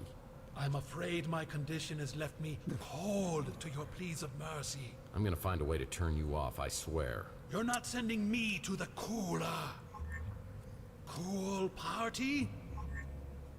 So, yeah. Thank God. Allow me to break the ice. My name is Freeze. Learn it well, for it is the chilling sound of your doom. Let's just get this thing back to Mojo. So yeah, you were talking about Arnold Schwarzenegger earlier. Surprise!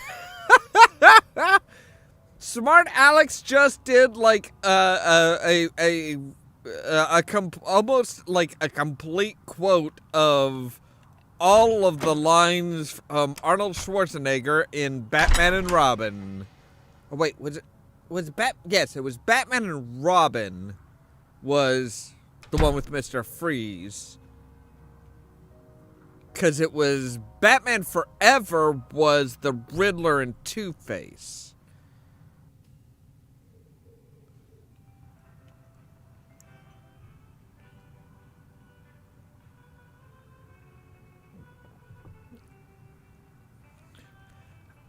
Right? I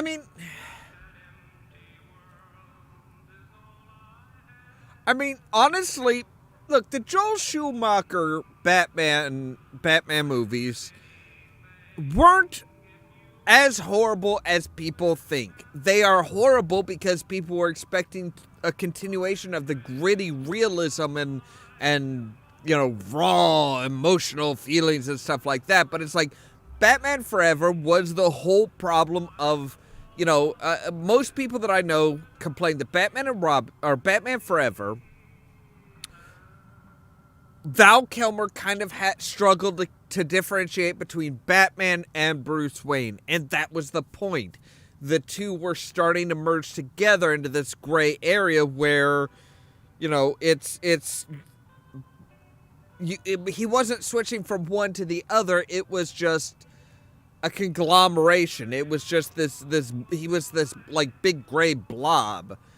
And then Batman and Robin was more an homage to the Adam West 1960s Batman, the TV series that was just completely camp, was completely funny, was completely just, it was supposed to be quirky and just unrealistic and just cheesy as hell.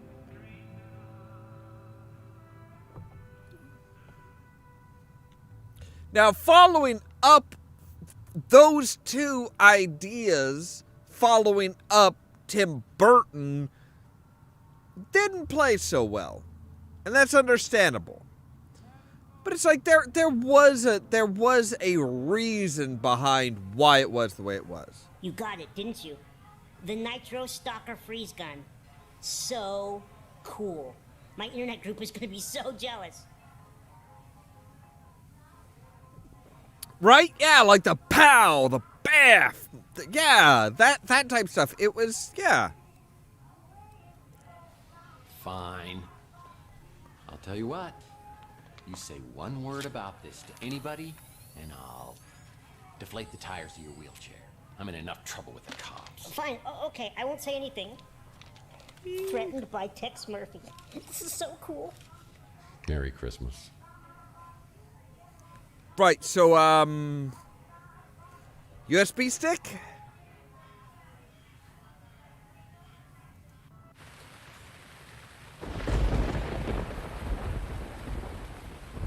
Yay, it's raining!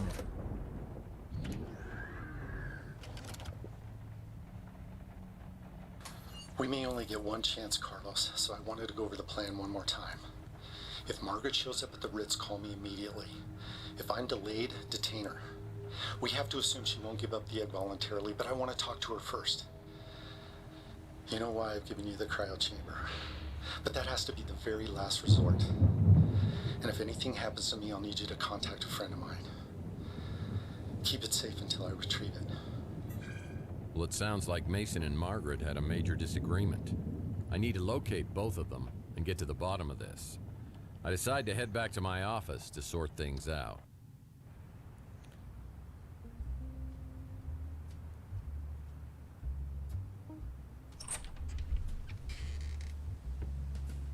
Hey, cowboy.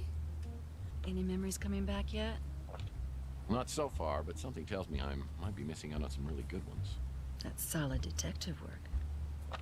So... I don't think this is supposed to be set around Christmas. I think that was just a quip. Dating. Oh, that's so cute. I guess you can call it that. But we were also working together in a more professional capacity. Well, now my detective skills are picking up a little sarcasm. Seriously, cowboy, you're good. Damn right I'm good. I've learned a lot working with you the past couple weeks. I'm sorry, couple weeks. Oh, gotta love that hair popping in and out. You and I were working on a case together? Signs of a green screen. Not at all. You wanted a list of tenants here at the Ritz as far back as I could go. Why would I do that? It was your dreams. They were vivid before, but they were getting out of control. It's almost like they were changing you into someone else.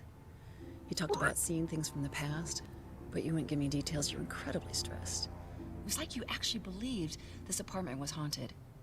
You even started looking into psychometry. Psycho what? Psychometry. It's the belief that an object can contain a person's energy or memories. So, not only am I an amnesiac, but I'm a paranormal idiot. Great. Sounds crazy, I know. But then we found out about Donnelly. Who? J.T. Donnelly. It was the most bizarre thing. I'd heard you mention the name in your sleep. But then, his name turned up when I checked out the previous tenants. So who is this guy? He's a private investigator, a real old school brute. He worked for some powerful, influential people, but then he disappeared around 1943. His last known address was here. San Francisco. No, here, at the Ritz in this exact apartment. Okay, that's a little bizarre. It gets bizarrier. You called me one night, raving like a lunatic, saying the walls were talking. I rushed over and found holes smashed in the wall, and you curled up on the floor in a ball. Well, I'm glad to hear I haven't changed that much. You wouldn't tell me what had happened. But after that, you wouldn't sleep here. That's when you got your new place and started to sleep there. Hold on. I have another place? Yeah, It's even nicer than here. Really? This is all crazy. I think I'm gonna sleep here tonight just to see whether it affects me in the same way.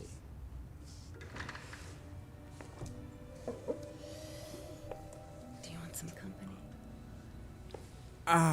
Listen, Taylor, I'm beginning to see what the other me saw in you. But in my head, it's still 2043. I've got to tell you, there was somebody else. Chelsea, I know. Yeah. I know how much she meant to you, Tex. Losing her was traumatic as hell for you. Yeah, and it's still... And there's nothing you can say or do or don't do that's gonna bring her back. That's the problem. In my head... I sure do. I'm alive.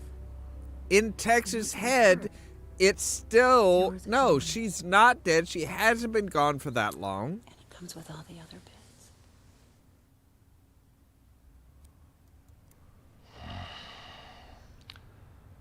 I'm sorry, Taylor, but I love Chelsea, and I never even got the chance to tell her. And if there's any chance that I can find her, I've got to do it. I hope you'd understand. I don't understand, Tex. Why can't you let this go? It's crazy.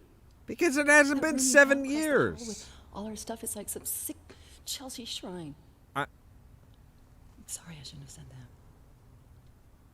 I'm sorry, what? I'm gonna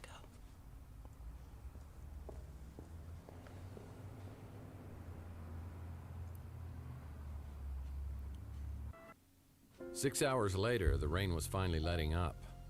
Last night felt like a blindside punch to the face. I didn't think having Taylor walking out of my office could be so painful. There's just something reassuring and comfortable about her, but I've got way too many questions, yearnings, and guilt not to find out what happened to Chelsea. Even if it kills me, I've got to know. There's something darker than the night I'm dealing with, and it hinges on what happened that evening 7 years ago with her.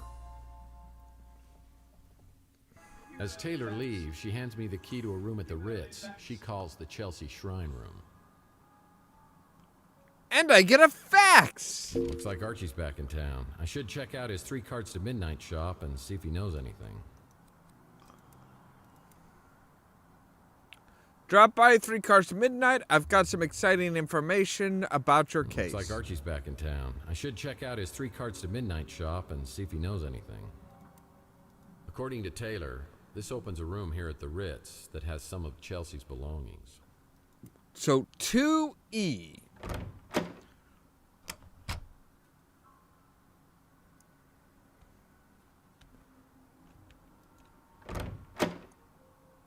Are you no, god damn it, Clint, where are you? You chocoholic bastard. Well, this is a flashy new neighbor. Yes, that is putting it very mildly. Okay, so 2E, right.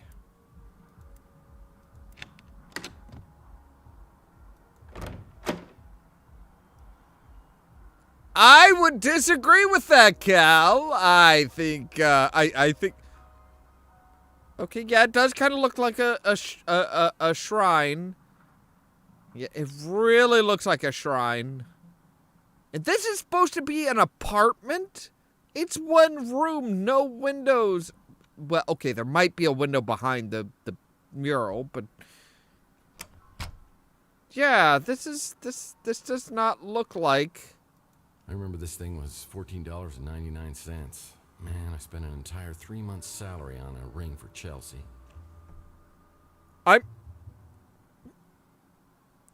Tex, if you were making $5 a month as a detective, there is a problem. There's a very, very big problem.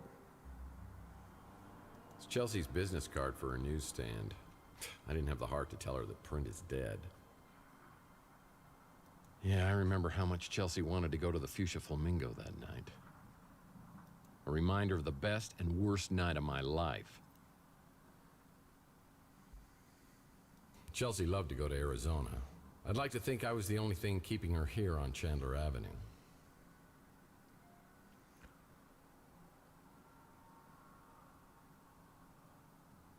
Okay, that's a fair point, but I mean, even like at the worst, it's like I just don't see the deflation being that huge. Chelsea. Yep, there's another, and visit the newsstand on Chandler Avenue, 20% off. Always look great in hats. She had a lot of hats. It's a picture of me and my would-be girlfriend Chelsea Bando. Got a gut feeling she's out there. It's funny how fashion cycles circle around.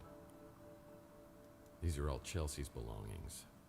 When the police closed her case, I must have picked up these items from her apartment. I'm sorry, what is this? This looks like a coiled up whip. Although it does look pretty lengthy. Of all the skills Chelsea had, one in particular comes to mind.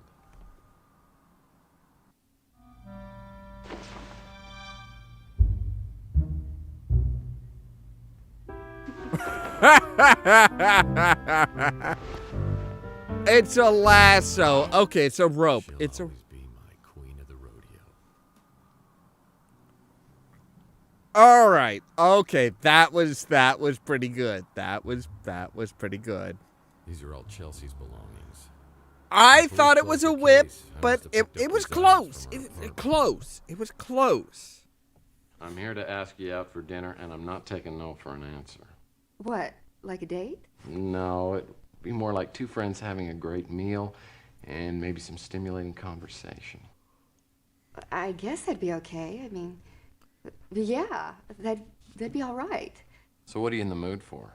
You know, I heard Weenie World put tater tots on the menu. I've got a better idea. Why don't you let me make you dinner at my place? It's cheaper than going out. And besides, I have something I'd like to talk to you about. Let's say 8 o'clock? Well, you talked me into it, Miss Bando. Well, I feel so spoiled. By the way, what should I bring? Red or white? You better bring both. Wait, both red and white? What? God damn. Everybody's drunk. Everybody is Everybody are drunks. Everybody.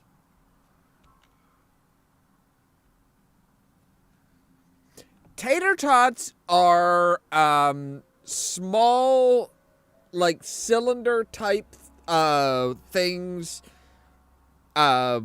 Small cylinders of potatoes that are then breaded and generally deep fried or fried in some way.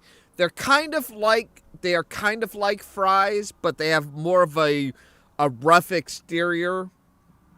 Rough, kind of a crispy, a golden brown crispy exterior with a soft potatoey interior.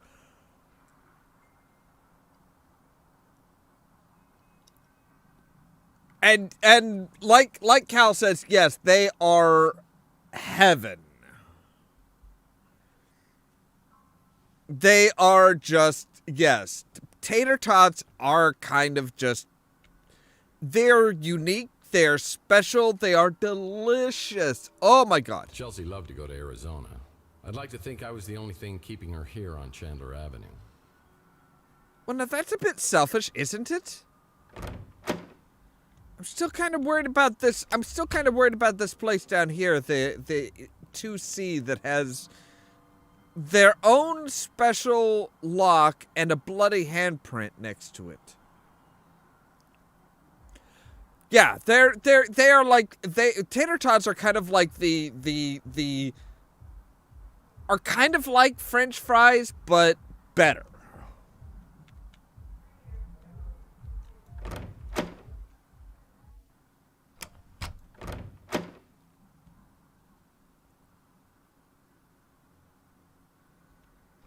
Oh, yeah.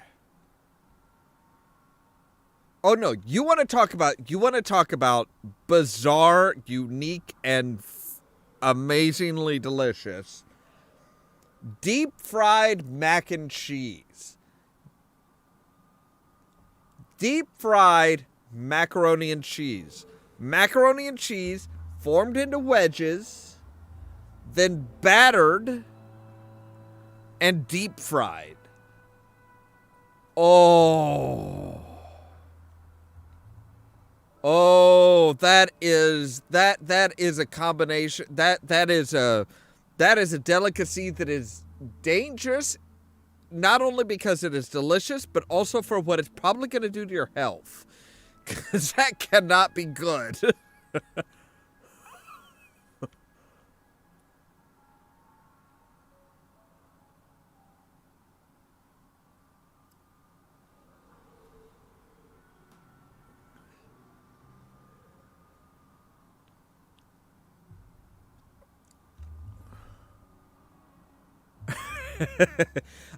Not gonna lie. The deep fried mac and cheese does kind of make your mouth water no matter what. It's like, oh yeah, that sounds good. Archie Ellis is my herbal tea-loving, source for all things alien, supernatural, conspiracy theorist. Or he's just plain crazy. He ran into some trouble with the NSA on my last case. Last I knew, he was hiding out in some tropical locale with a bevy of beauties. I'm surprised he's back in town. It's you, Cal!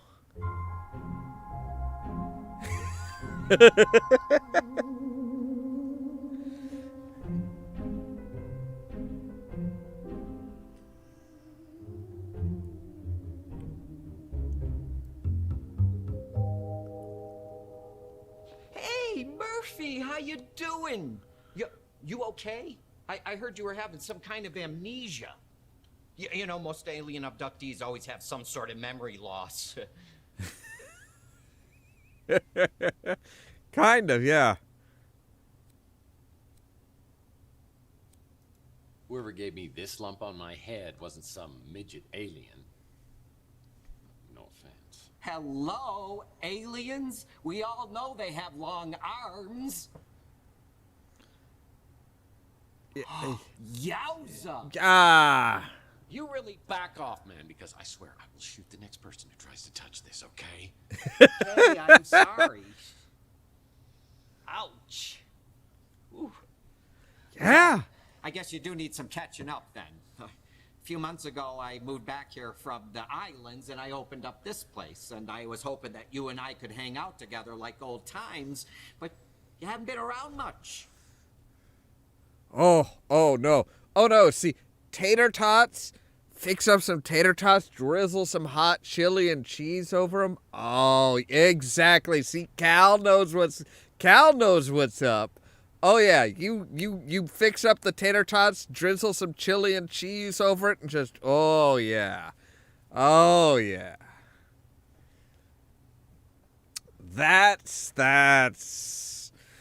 That is a delicious supper that is gonna just, don't have much for the rest of the day because, yeah, your heart's probably gonna thank you if you don't. I've also turned into a heartless jerk, apparently. Sounded like the same Murph to me, making jokes and putting your cigarette out in my herbal tea before I'm done with it.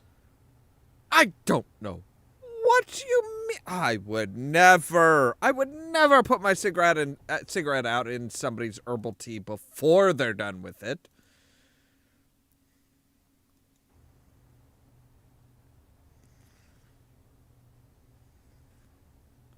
Right? Yeah, it's herbal tea. It's crap. It's just kind of there to snuff out the cigarette, isn't it? So, have you heard anything about what I was working on before the aliens got me? Not yet, but you know I'm always ready to be Robin to your Batman. Without the homoerotic undertones, of course. Sorry, Arch. But it's a package deal. If you're gonna be in this with me, you're gonna have to be in all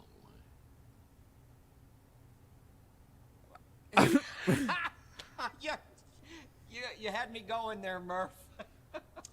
Okay, Boy Wonder. I need you to enter 2 names into the Bat computer. Mason Bowers, Margaret Leonard. Well, I don't know about Mason Bowers, but Margaret Leonard? She's connected to one of the greatest mysteries of all time. I mean, you know who Nikola Tesla was, right? Yeah. Nikola. The cough drop?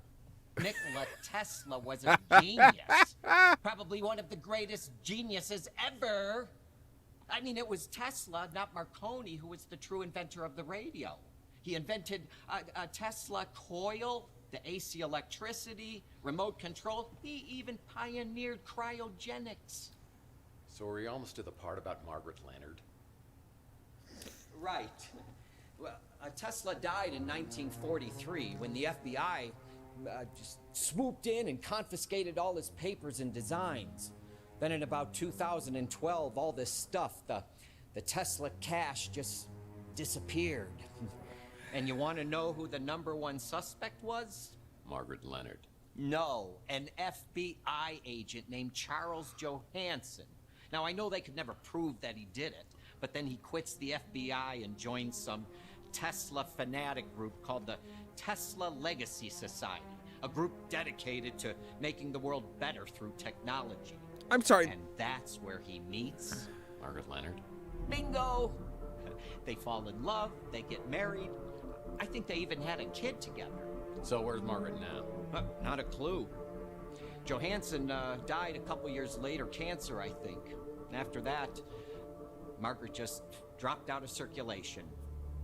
So all this happened, what, 37 years ago? I mean, no one's found the Tesla. See, it's one of the great mysteries. The lost inventions of Nikola Tesla. It always irritates me with deal green with the screen Tesla stuff. inventions. I mean, there must be some reason they were never made. Oh, you ever hear of a little thing called Tunguska? Have I ever? Picked up a bad case when I was down in Mexico. It's where I learned the phrase, Baños, rapidos, ándale muchachos, vámonos! Oh, Murph, you're too funny. You know, in 1890s, Tesla conducted an experiment and created a resonance frequency. You know, like a big vibration, and it nearly took out a whole chunk of New York City. And then in the 1900s, he began to work on what he called a teleforce beam. The press called it, a death ray, cooler name. But a few years later, in Russia, remote area called Tunguska, something caused an explosion 1,000 times greater than the atomic bomb. 1,000 times greater than the atomic bomb 40 years before we invented it? But that was the last anyone ever heard of the death ray. Tesla never got funding. Instead, they made him out to be some crackpot, and he was broke for the rest of his life. Some people think the plans for it were part of the Tesla cash. Just think how much someone would pay to get their hands on that. Oh, yeah. So, yeah, it always irritates me with green screens when somebody smokes on a green screen or they have, like, some kind of, like, smoke or mist or something. Because it's like, you could see it, like, in front of the coat and everything. Oh, it'd be fine. You could see it. And then when it got to where it was in front of the green, in front of just the green screen, you could see, like, the really focused amounts of smoke. But everything else disappeared, and then it'll reappear as it comes out in front of, like, the hat and its head and stuff. It's like, yeah, that's why you don't. That's why if you're going to have somebody smoke in front of a green screen, you don't have them actually smoke, but you put in the smoke digitally and track it to the end of the cigar or cigarette or pipe or whatever it is that they're smoking, so that no matter what, it always shows equally. But just one of those. Now, this was back in 2014. I don't remember when. Well, no, Blender's been around. Yeah, Blender's been has been in version 2 for at least 10 years, I think. So yeah, that was around at that point. So they should have been able to do it properly.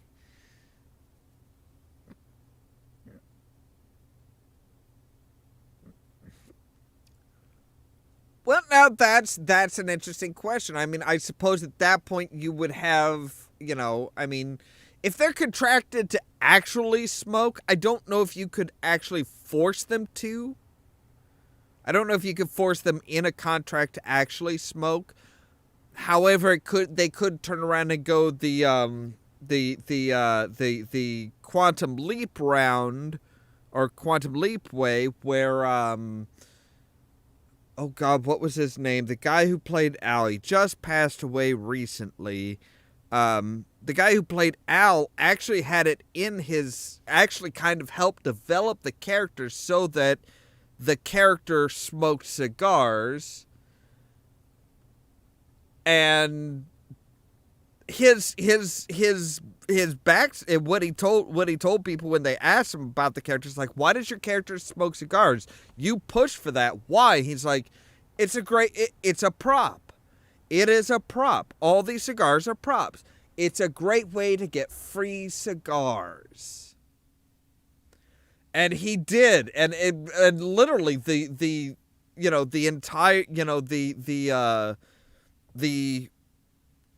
production team, the production company bought his cigars for the entire run of Quantum Leap. Like, he would just take them home and smoke them. He'd be like, oh no, he smokes in front of the camera, he smokes on break, he smokes them at home.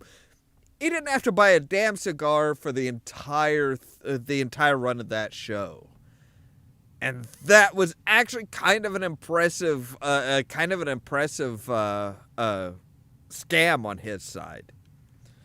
But I need to run upstairs real quick and get something further to drink and a bit more of a snack. So I will be back in just a little bit.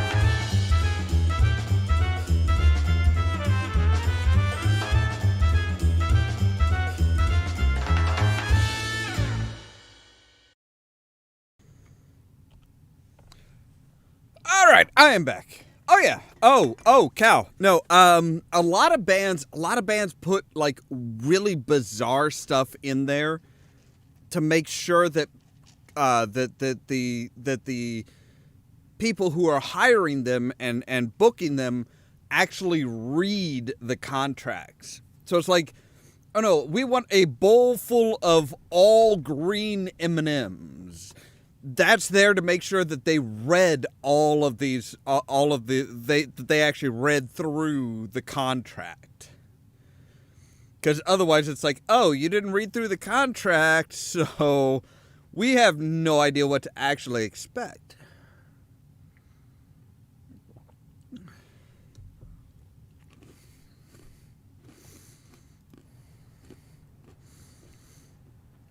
All right, so let's ask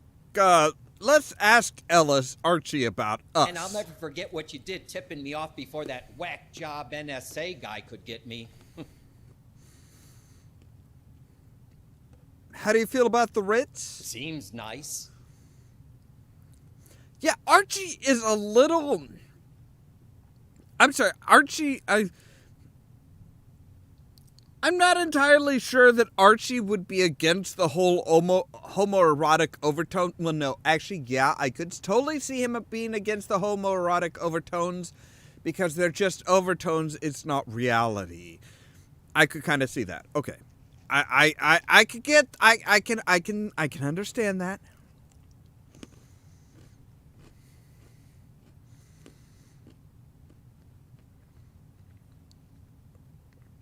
And seriously, who makes herbal tea from a tea bag? Because if you looked at his mug, he had the string and the little tag hanging down from the tea mug.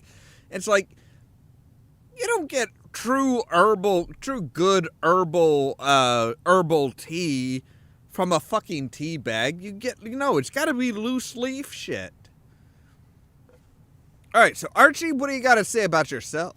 You know me, Murph. Always up for an adventure. As long as I don't have to go anywhere.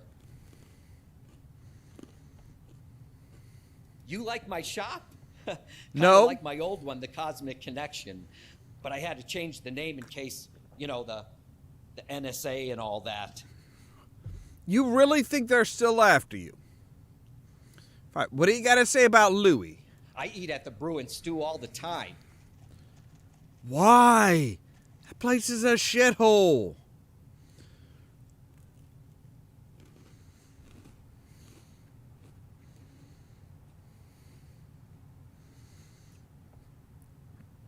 Yeah, okay. I could kind of see that because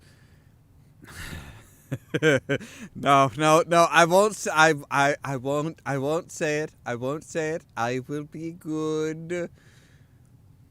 So yeah, I have memory loss, Archie. I don't know anything about the past 7 years. So what the fuck's been going on, dude?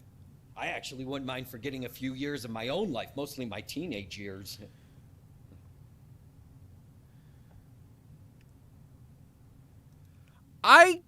Okay, yeah, I could see that. Cal. I mean, that and also, the Brew and Stew is the local diner, so... Yeah, there's not a whole lot of choice. Yeah. Oh, that's the Hollow Babe at the Golden Gate. Yeah, Mojo is warm for her form, or lack thereof, as it were.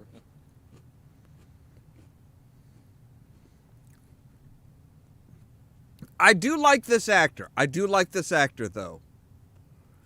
I really do like this actor because he does pull kind of like the, oh no, this guy's got the hots for a hologram. He does pull a lot of really good faces.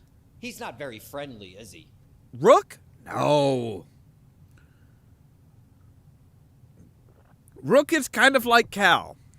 I mean, not like the sidekick type of Cal, but like the generally, I hate you and everything about you type of personality. Gosh, you'd think a sidekick would be a little more helpful, huh?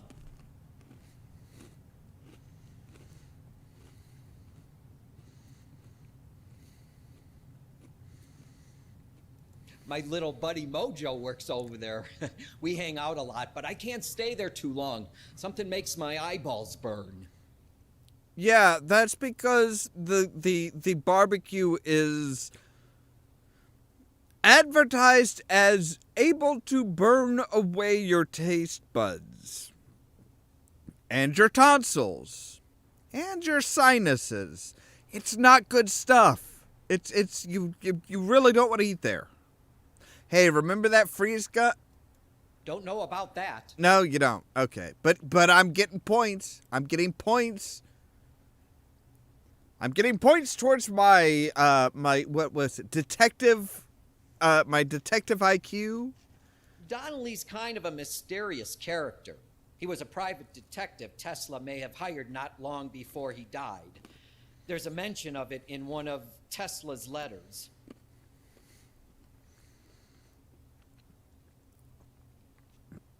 Does it say that he used to occupy the top apartment over at the Ritz? No, both aliens and ghosts can communicate through their dreams. It's a proven fact. I'm sure it is. I've been checking my sources, but no one's heard a thing about her in years. Well, she's got to be old, doesn't she? She's got to be like this really old person.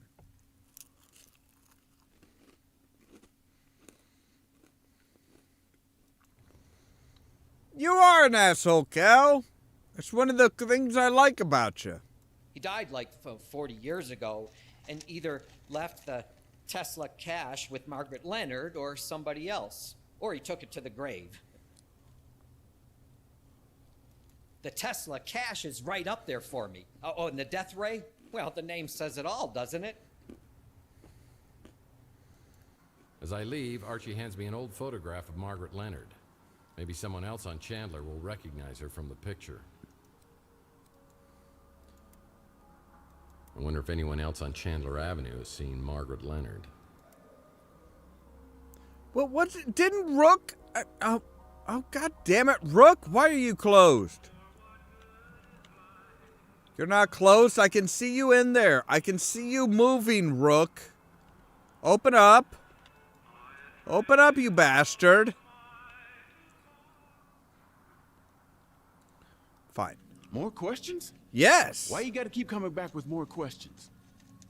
It's kind of what a detective does. I remember her. Sweet little old lady. Used to see her around the neighborhood years ago. Don't remember the last time I saw her.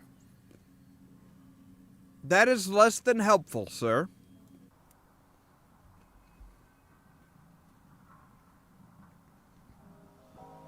Hey, Mojo. Still can't believe I'm working with the one and only Tex Murphy. What can I do for you, sir? Know this woman? That's the witch. At least that's what I call her. A The- couple times I've seen this old lady sneaking around the neighborhood. Like, when? When was the last...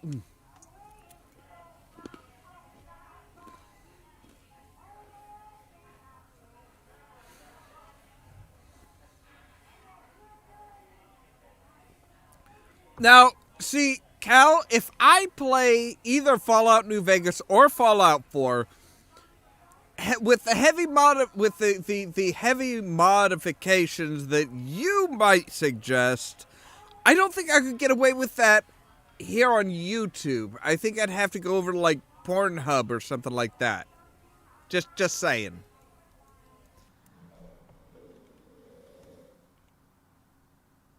The hell was that? San Francisco historic landmark.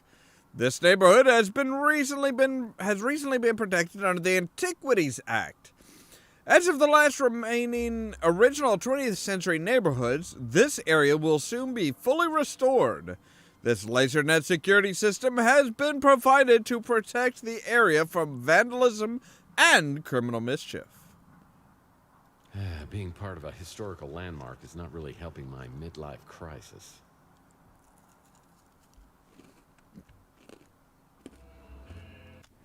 I hope you don't mind, Mike. I've been telling folks in the neighborhood about your situation, just so they know it's the old Tex they're dealing with. I'm okay with that, Let me know buddy. what else I can do for you.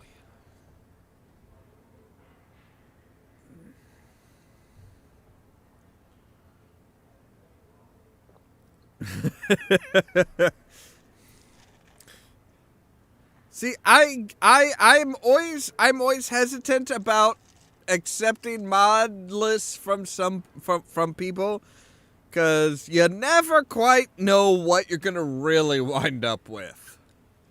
I know you was having bad dreams way back when, but I didn't hear nothing else about him after, you know, the thing with Chelsea happened.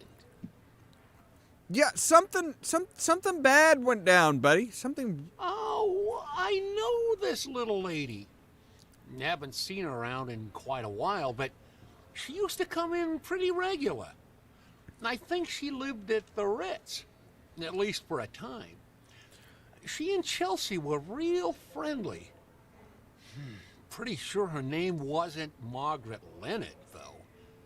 At least that ain't the name she told me. Now, to address the comment, would you, Cal, steer me wrong? Yes. Yes, you would.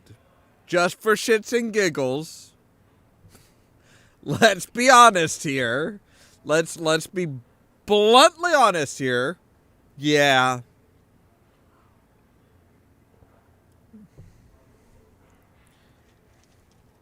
Of course, I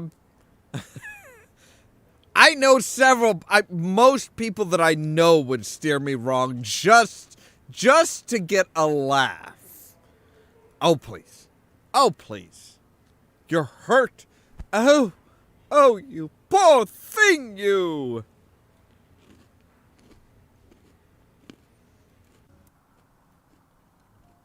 You would absolutely steer me wrong and it would be hilarious.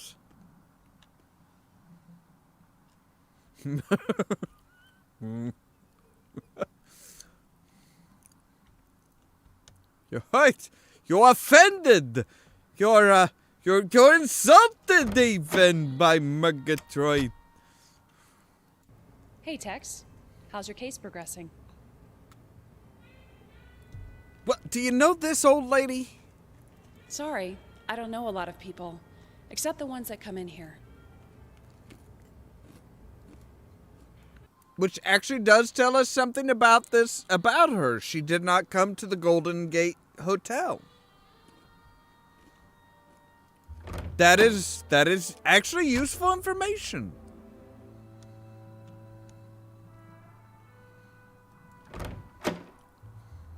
Oh, good. Clint's back. If you were looking for me earlier, I wasn't here. Yeah, I kind of realized that when I came into the front desk and you weren't standing here. Well, it's not like you're gonna just sit around here waiting for me to ask questions, right? Yeah, that wouldn't be very realistic, would it? So what can I do for you? You recognize the woman in this photo? Oh, nice. I think I saw her in a playbook from 1996. Is this your girlfriend? Oh yeah. It is a horrible eye patch. But it's also self-done. The guy is a recovering well, as the pin says, he is a recovering chocoholic.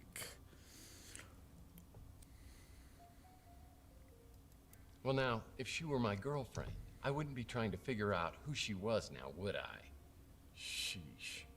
I'm just kidding about this woman being your Right? girlfriend. She's actually mine. No, I'm kidding again. This is Margaret Leonard. She's had a room here at the Ritz forever. She used to live here, but I haven't seen her in years.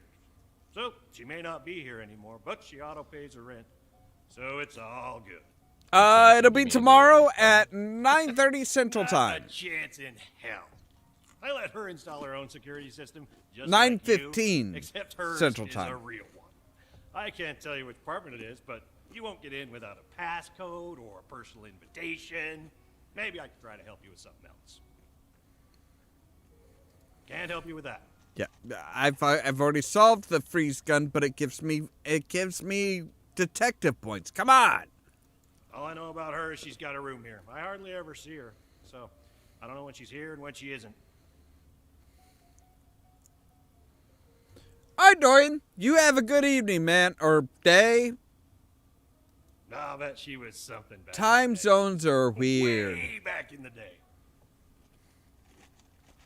Right, okay. So she lived here. Or lives.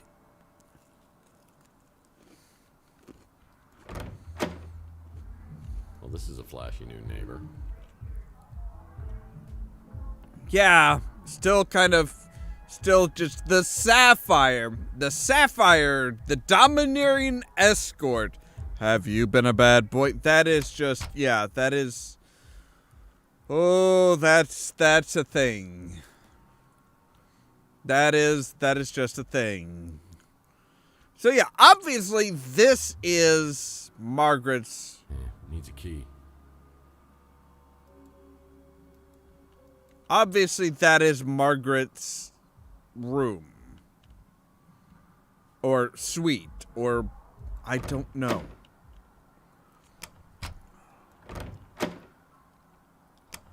But we can't get in there.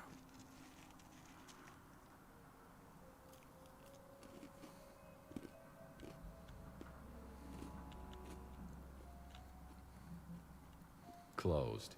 Yeah, this building's been a lemon for anyone who's tried to open a business here. Well, now I have played this game. I've done a recorded let's play of this. But a recorded let's play and a live stream are two very, very different things.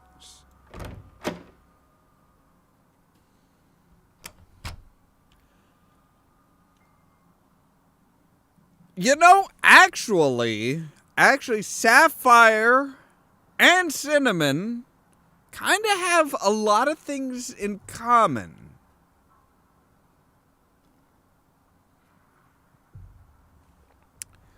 Not gonna lie. They kind of have a lot of things. Somebody's wiped my computer clean. No messages on the vid phone. Right, can I like go to... What's up with the bed? Looks like it's for a Lothario instead of some hardworking down on his luck PI. Am I going crazy here?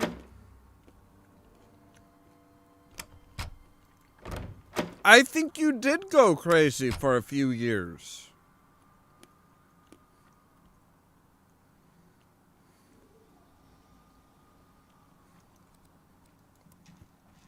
All right, so we... Oh, Rook's is open. Aha!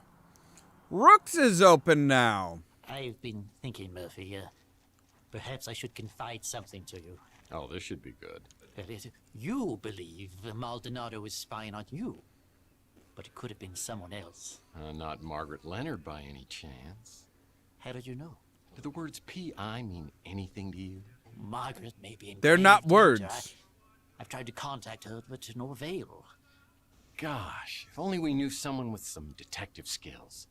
Do you know how to get into her apartment? No, but she may have left a clue. Some time ago, she left this in my care. It's for you. It's for me. She wanted you to have it in case anything happened. Who is Margaret I Leonard? met Margaret years ago. She was a woman of secrets. Yeah, but it's only prints, not the actual fur.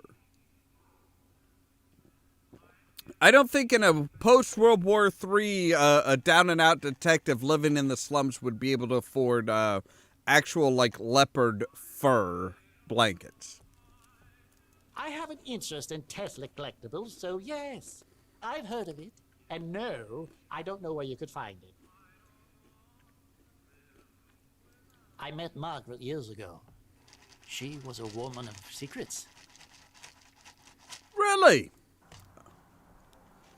So, alright, we have a book. The Genius of Nikola Tesla.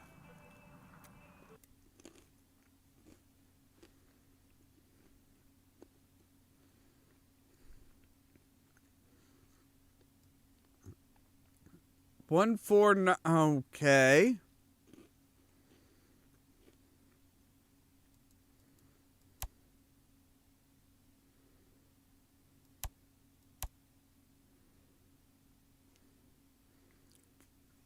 I don't know what I'm supposed to be doing here. What, huh? Some kind of a hell...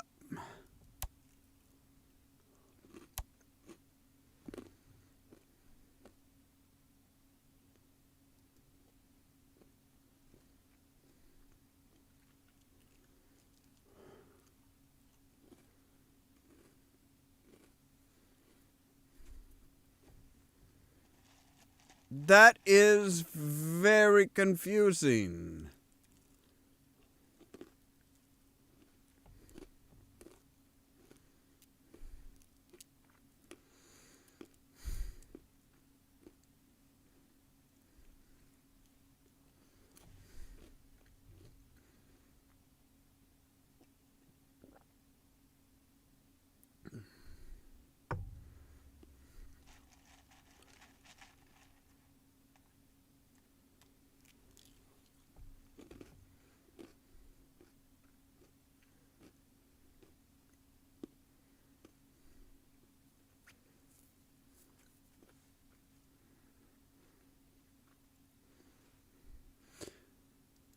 Oh.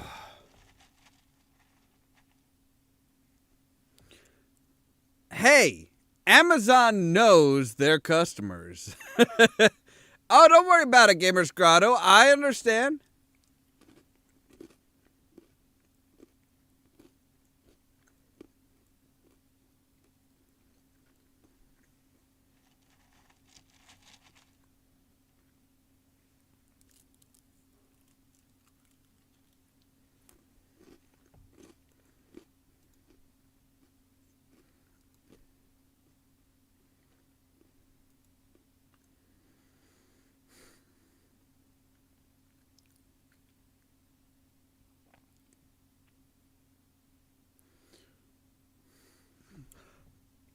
Now, wait a second.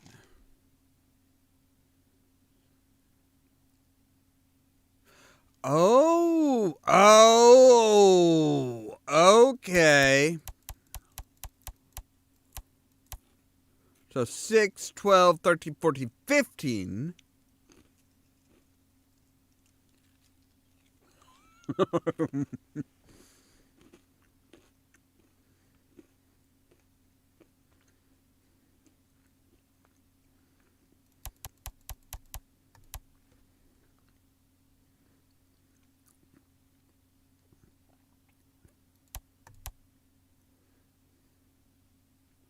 Nine, 10. All right, 15. Right, so everything equals 15. So 5, 6, 7, 8, right? Aha! Aha! Ha! Ha! Ha! Ha! Ha! Ha! I am a genius. Why would Margaret Leonard leave me a key?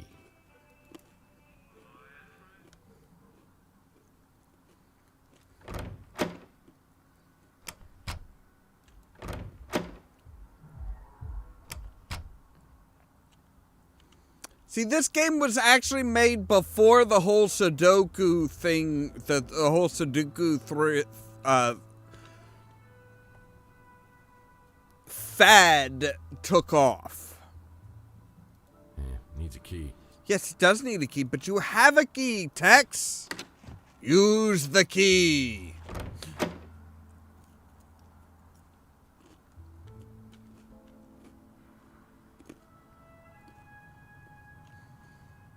That is a bone saw. That is a bloody bone saw. I have so many concerns and questions that I do not want answers to. Uh-oh.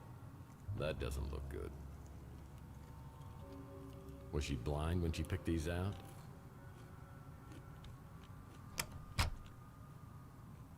Oh, there's a flower for each month of the year. Oh, God damn it. No. Oh, fucking...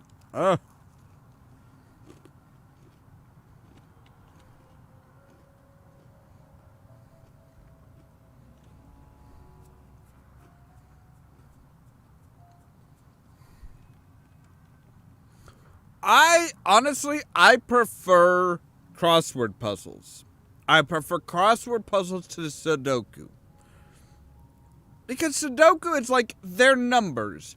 They are numbers. There are limited amounts. Trial and error is going to solve it. Period. Crossword puzzles, you actually have to have some knowledge and some, like, sideways thinking.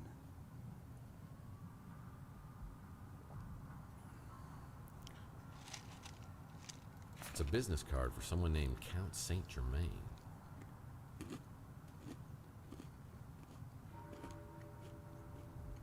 I'm sorry, is it Count and a Saint? That sounds unlikely. Can we...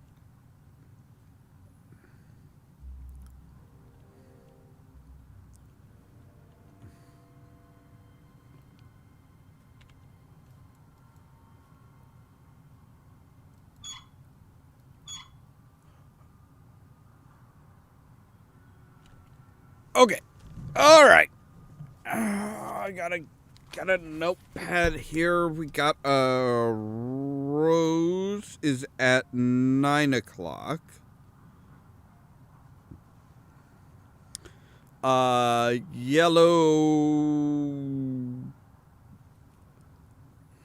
I don't know what that is. That could be. It kind of looks like. Oh God, what is it? I've actually had him out by the out in the planter, out in the yard for the past couple of years. Like, you know what? We'll just call him Yellow Puff.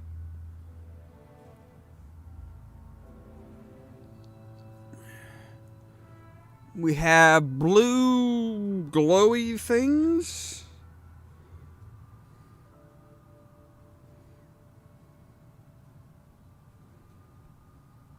And we have a white, like a white sunflower looking thing.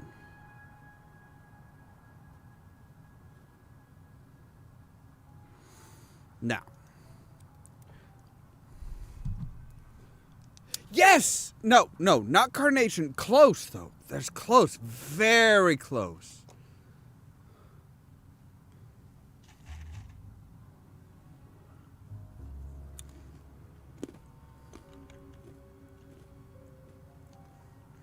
That's what it looks like, isn't it? So, okay, so the red rose is June. So the red rose is actually 6 o'clock. The yellow puff thingy is January. That is 1 o'clock. The blue glowy thing is September, which is 9 o'clock. I was only able to get that really quickly because I thought October is obviously the 10th. I know October like the back of my fucking hand. Oh, yeah. White sunflower thing is April, which is 4 o'clock. All right. So, we should be able to zoom over here real quick. Okay, so Rose is 6 o'clock. 3, 4, 5, 6.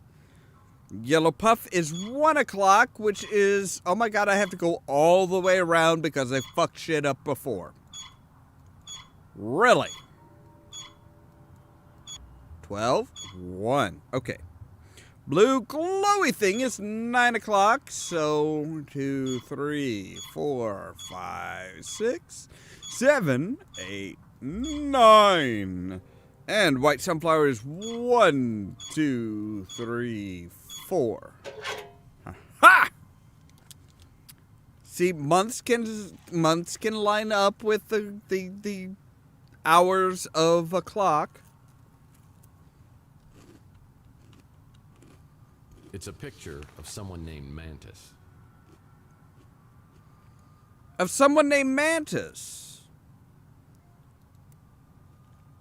It's a business card for someone named Count Saint Germain. Yeah, still just a really weird fucking name. Oh, Mantis is a mutant. It's a picture of someone named Mantis.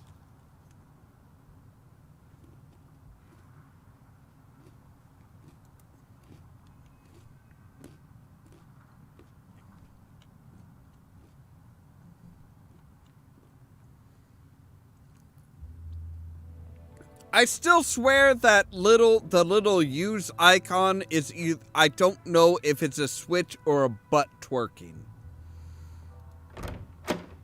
It kind of looks like a butt twerking. As I walk in the bathroom, I realize there's something wrong here. Something terribly wrong.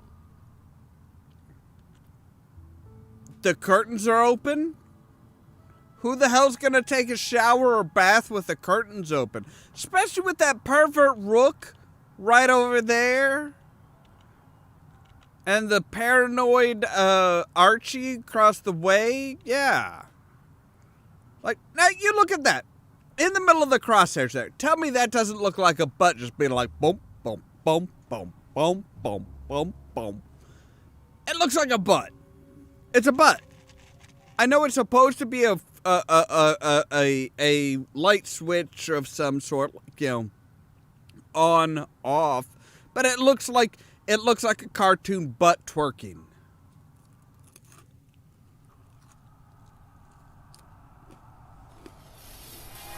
And that Margaret, oh. Tex, you scream like a girl every time. Every time. Day 4. What do we got? Saints and Sinners or The Unusual Suspects.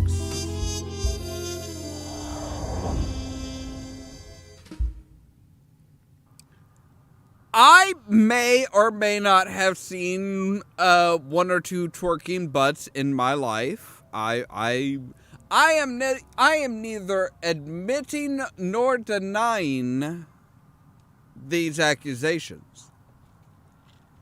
Well, I think I found Margaret Leonard. Well, most of her.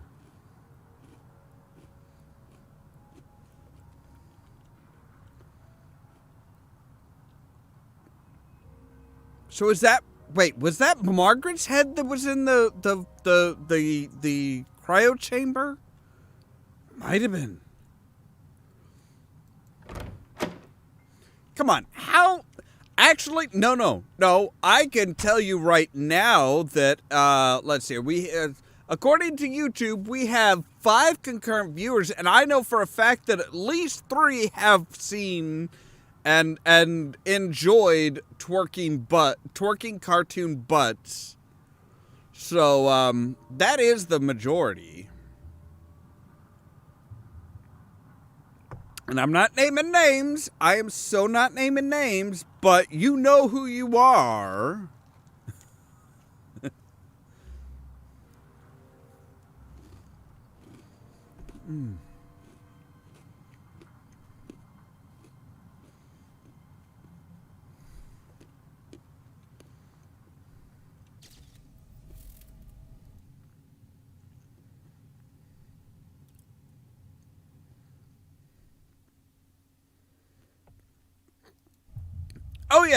Oh yeah. YouTube's counts are, I don't know how they come across these things, but yeah, they are kind of, ooh, I have a 3 out of 5 PI rating. Oh yes.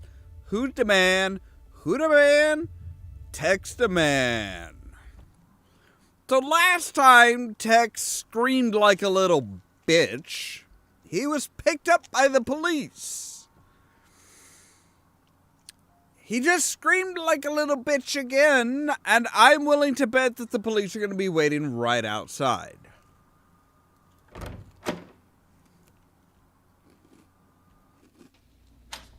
Mm-hmm.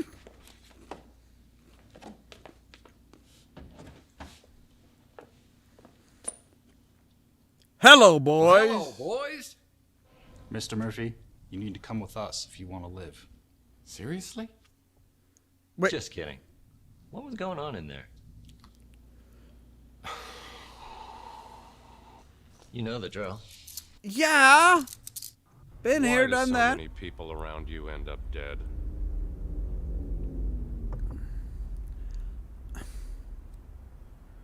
Everybody dies. Well, everybody dies eventually. But not all at once. Did you kill Margaret Leonard? No. Come on, Danwich. If I killed her, what'd I do with her head? Eat it? But we keep walking in on you with all these dead bodies. Not my fault. Unluckiest guy in the world.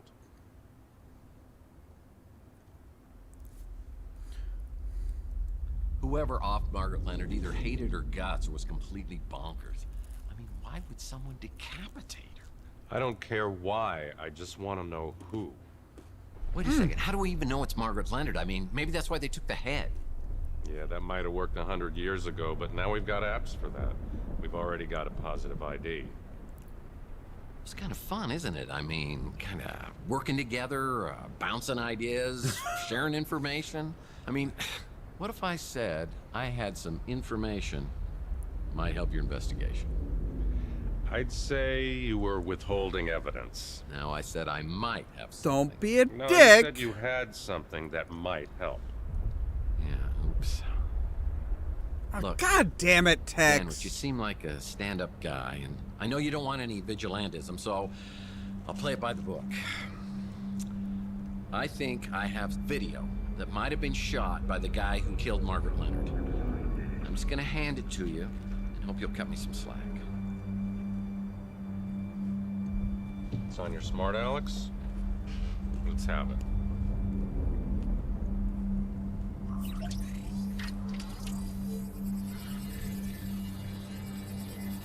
Never trust a copper with your phone. The guy in the video's Mason Bowers. And this is the guy you think was abducted.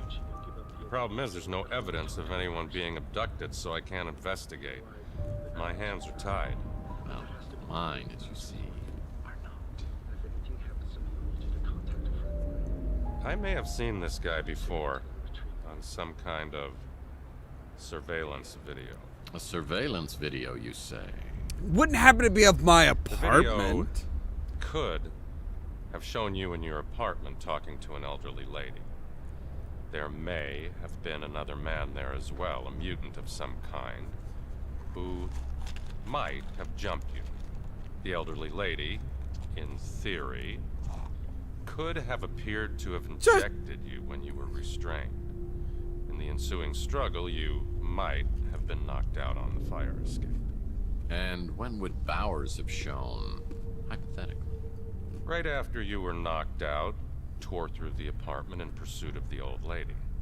So everything that I've told you matches up, and we're both looking for Mason Bowers. Are you familiar with a program called VCT, Vehicle Compliance Tracking? No. All cars come with sensors that report when one is out of compliance. For example, when you have your right front headlight shot out, if you could access the VCT database, which is illegal and highly inadvisable, you I am a would find list of detective. all vehicles with the right front headlight shot out. If you could provide more information on the vehicle, you can access an ID and an address from the registration. Any chance this might have been the vehicle seen in the Maldonado surveillance video? You solve this Bowers-Leonard case for me, I might even see what I could do about getting that case file for you. The one from 7 years ago.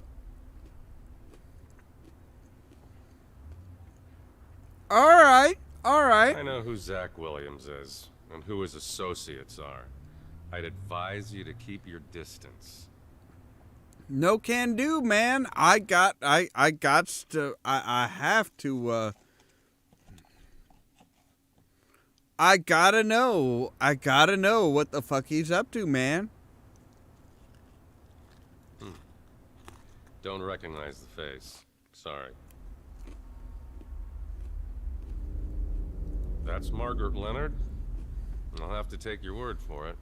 Yeah, 'cause no head, no face can't match up to a picture. A speeder with a broken headlight on the front passenger side? No idea what you're talking about. Lying sick as shit? As soon as I got back from the new San Francisco Police Department, I had an urgent message from Rook. It seems Rook had a soft spot for Margaret and wanted to bring her some justice. He told me he had another interested party in the Tesla cache, a Count Saint Germain, who was staying at the Golden Gate Hotel. Really? Maybe he could divulge some answers. One hears a great deal about Tex Murphy on Chandler Avenue. To what do I owe this pleasure? Word is you're a big fan of Nikola Tesla. Or at A least young his Jack stuff. Black? Oh, sorry. Yes. Sorry. Your Rude. local pawn shop has a remarkably extensive offering of Tesla paraphernalia. Certainly the largest cache I've found this side of Belgrade. I think this is Jack Black merged with I gather you're at Marlon least somewhat Brando, familiar with the honestly. story of the Tesla cache? I believe some of the items Rook has were part of the Tesla cache, but he refuses to divulge how he obtained them. I presume from Margaret Leonard, or some third party who got them from her. Shocking. Rook normally would cut off his right arm if he thought somebody'd buy it. I've spent many years searching for something. Fair My enough. hope is to find a clue as to its whereabouts in Tesla's letters or journals. But the trail has led me here. Tell me, Mr. Murphy, do you know the name J.T. Donnelly? Yeah. I mean, I just heard about it, but he was a PI, and he lived around here back in the 1940s. At the Ritz, in the very room in which you now live. An intriguing connection. Yeah, I mean, it's interesting and maybe a little weird, but it's not a connection. Depends on how much they pay. So much more than that. Back in Donnelly's time, there was a man known as the Sleeping Prophet, Edgar Casey. He made a compelling case for the belief that most of us have lived past lives. You're losing me. Come now. You've said on more than one occasion that you felt as if you'd been born a century too late. A man out of time, as it were. Tell me, No, that's the do you have tagline. disturbingly realistic, vivid dreams of another era? What? You know about my dreams? That's a little creepy. Broad-minded in my old age. So what are you saying? I was J.T. Donnelly in a former life? We could explore that possibility, but first, have eggs ever appeared in your dreams? Oh, I love eggs, of course. Poached, over easy, scrambled. I mean, they're certainly nature's wonder food. Sunny There are side affordable up. accommodations in Sunny better parts of side the up, city. bitch. Something could have been drawing you specifically to the Ritz. Don't you agree? Yeah, cheap rent. Yeah? Could you maybe help me out with these memories? Help me interpret these dreams? If you could find this egg, or even put me on its trail again, I have certain techniques, such as regression and channeling, that could help you recall past events. And, I should add, the egg is worth a fortune. Which I would gladly pay. We talk for a few minutes longer, but I tell him I need to get back to the case. This is way beyond my comprehension. Mystical eggs? Mind regression? Past lives? It's boggling. Margaret spoke of an egg being held by a religious fanatic who prays. Was it the Tesla egg I found in the wall at the Ritz? If so, it would have been there for over 100 years. Does it have some sort of channeling power from the person who possessed it? Well, Mason Bowers is still the key. I need Wait. data for the VCT so I can find out who kidnapped him. I better start asking around. Time for some good old-fashioned detective work. You should talk to potential witnesses and see if they know anything about the suspicious vehicle involved with the abduction. Thank you, smart Alex. I never would have figured out what a detective should do. If it weren't for you, you stupid little piece of plexiglass bullshit. Now, see, I kind of wonder, it's like, now, is this a Tesla egg, or is this a Fabergé egg? Because Fabergé wasn't Fabergé around the same around the same time as Tesla? I'm pretty sure. That's actually a good question. Let us find out before we call it a night. So, all right.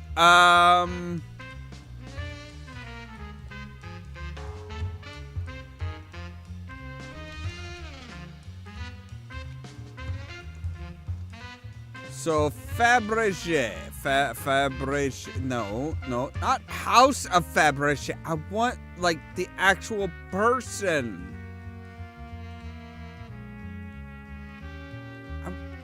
No.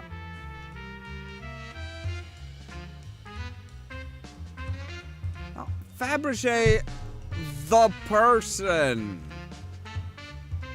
Peter Carl Fabergé. Right. So. Born in 1846, St. Petersburg, Russia, died September 24th, 1920, in Switzerland.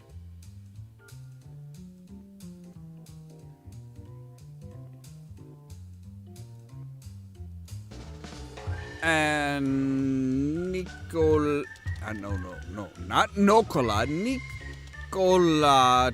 Tesla was born in 1856 and died in 1943. So they were born about, they were actually born about 10 years apart. So they were actually, a lot of their lives were lived side by side. So it is reasonable that the egg would not be necessarily a Tesla egg, but a Fabergé egg.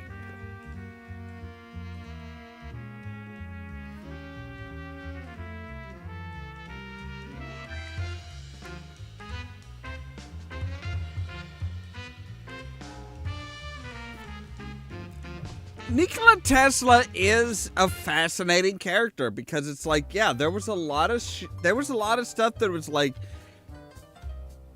most of the stuff that is known about Nikola Tesla is kind of like, okay, we know a little bit about it here and there. We know that, we know that he was a competitor for Edison.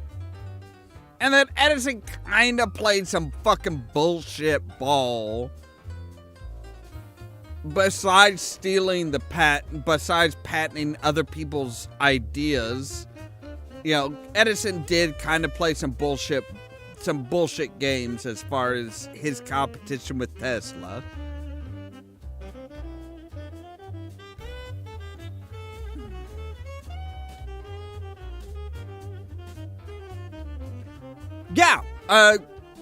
Nikola Tesla did die pretty much penniless because Edison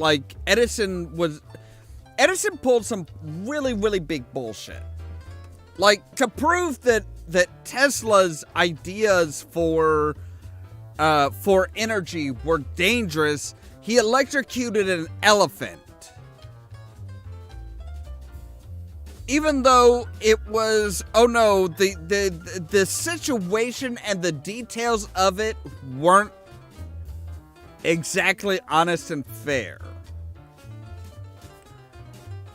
And that kind of turned everybody against Tesla. And there's a lot of bullshit stories where it's like, this one experiment that Tesla was doing, and they actually mentioned it in this game. The idea of, there's this experiment that Tesla did that apparently caused a massive explosion in Russia, which doesn't make any sense because it's like the angles at which that any kind of resonation would have to go in order to get to Russia does not make any sense. Because if you went straight down from New York, you would not end up anywhere near Russia or China. But you have to remember that back in that time period, they thought, oh no, if you dug straight down in the United States, if you dig straight down, you're going to wind up in Asia. You're going to wind up either in China or Russia, one of the two. And it's like, yeah, there was a lot of bullshit. And that's the other thing. Exactly, Cal. That's the other thing. Is Tesla was never in it for the money. He was in it to make the world a better place. He didn't give a fuck about the money. Edison loved the green. He wanted that. He wanted them dollar bills, y'all.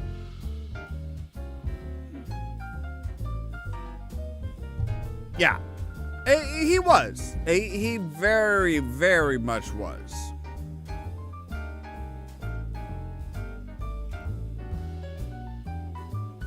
I mean, you look at how many countries, well, that's a good question. That's a good question. How many countries use alternating currents? So, alternating currents. So, it was Nikola Tesla that came up with the design for alternating currents, whereas Edison, or somebody who worked for Edison, came up with direct current.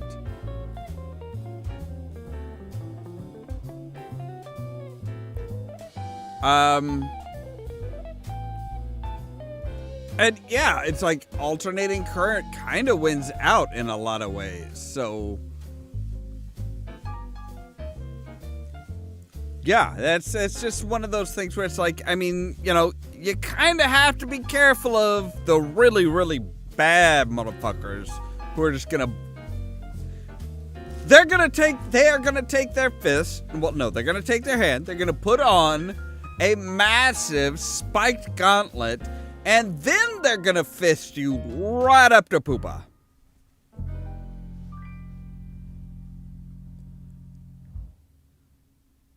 It's kind of true because it's like, oh, Edison did this, Edison did that, but we've discovered a lot of journals and stuff like that prove that Edison stole a lot of his great ideas. A lot of his ideas were stolen from other people. Like, he hired people, it's like, you invent something. And they did, and he's like, wait, before you do anything, you work for me, and per our contract here, any ideas or inventions or intellectual property that you come up with while employed by me, I own. And so many different companies have taken that up. Like, I used to work for AT&T. If I had come up with the idea of doing if I had come up with the idea of doing a YouTube show or something like that, something that really took off while I was working for AT&T, they could reasonably say, no, that's our intellectual property. We own everything regarding that because you thought of that while you were working for us. And yeah, it's bullshit.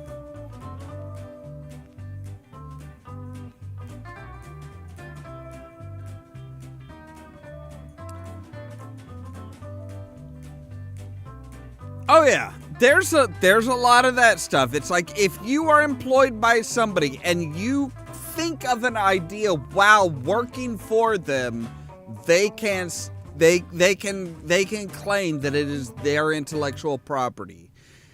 it's a really, really shitty way of doing stuff. And it's primarily in the United States where this type of thing actually happens. But yeah. Like, yeah, if you come up with the next $1 million idea, do not tell your employer you resign from that job, you quit that job, wait 2 months, and then say, no. While I was unemployed, after I quit this job, while I was unemployed, I was trying to think of ways to make money, and that's when this idea popped into my head. That is what you do. You never admit that you thought of an idea while you were employed by somebody else. Because 9 out of 10 times, the contract will say that any genius idea that you had while employed by this company, that intellectual property automatically becomes, it automatically is owned by the company.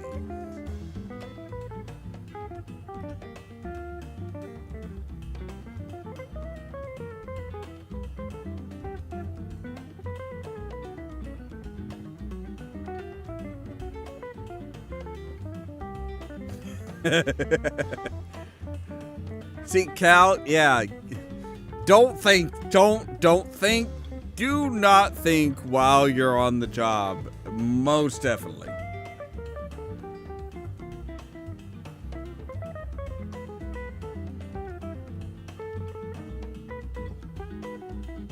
Oh, really? So they brought the guy up and play his video game console.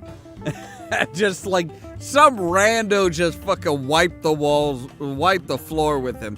That's not terribly surprising, honestly. It's like that honestly doesn't surprise me much. But I do believe it is about time to go to sleep.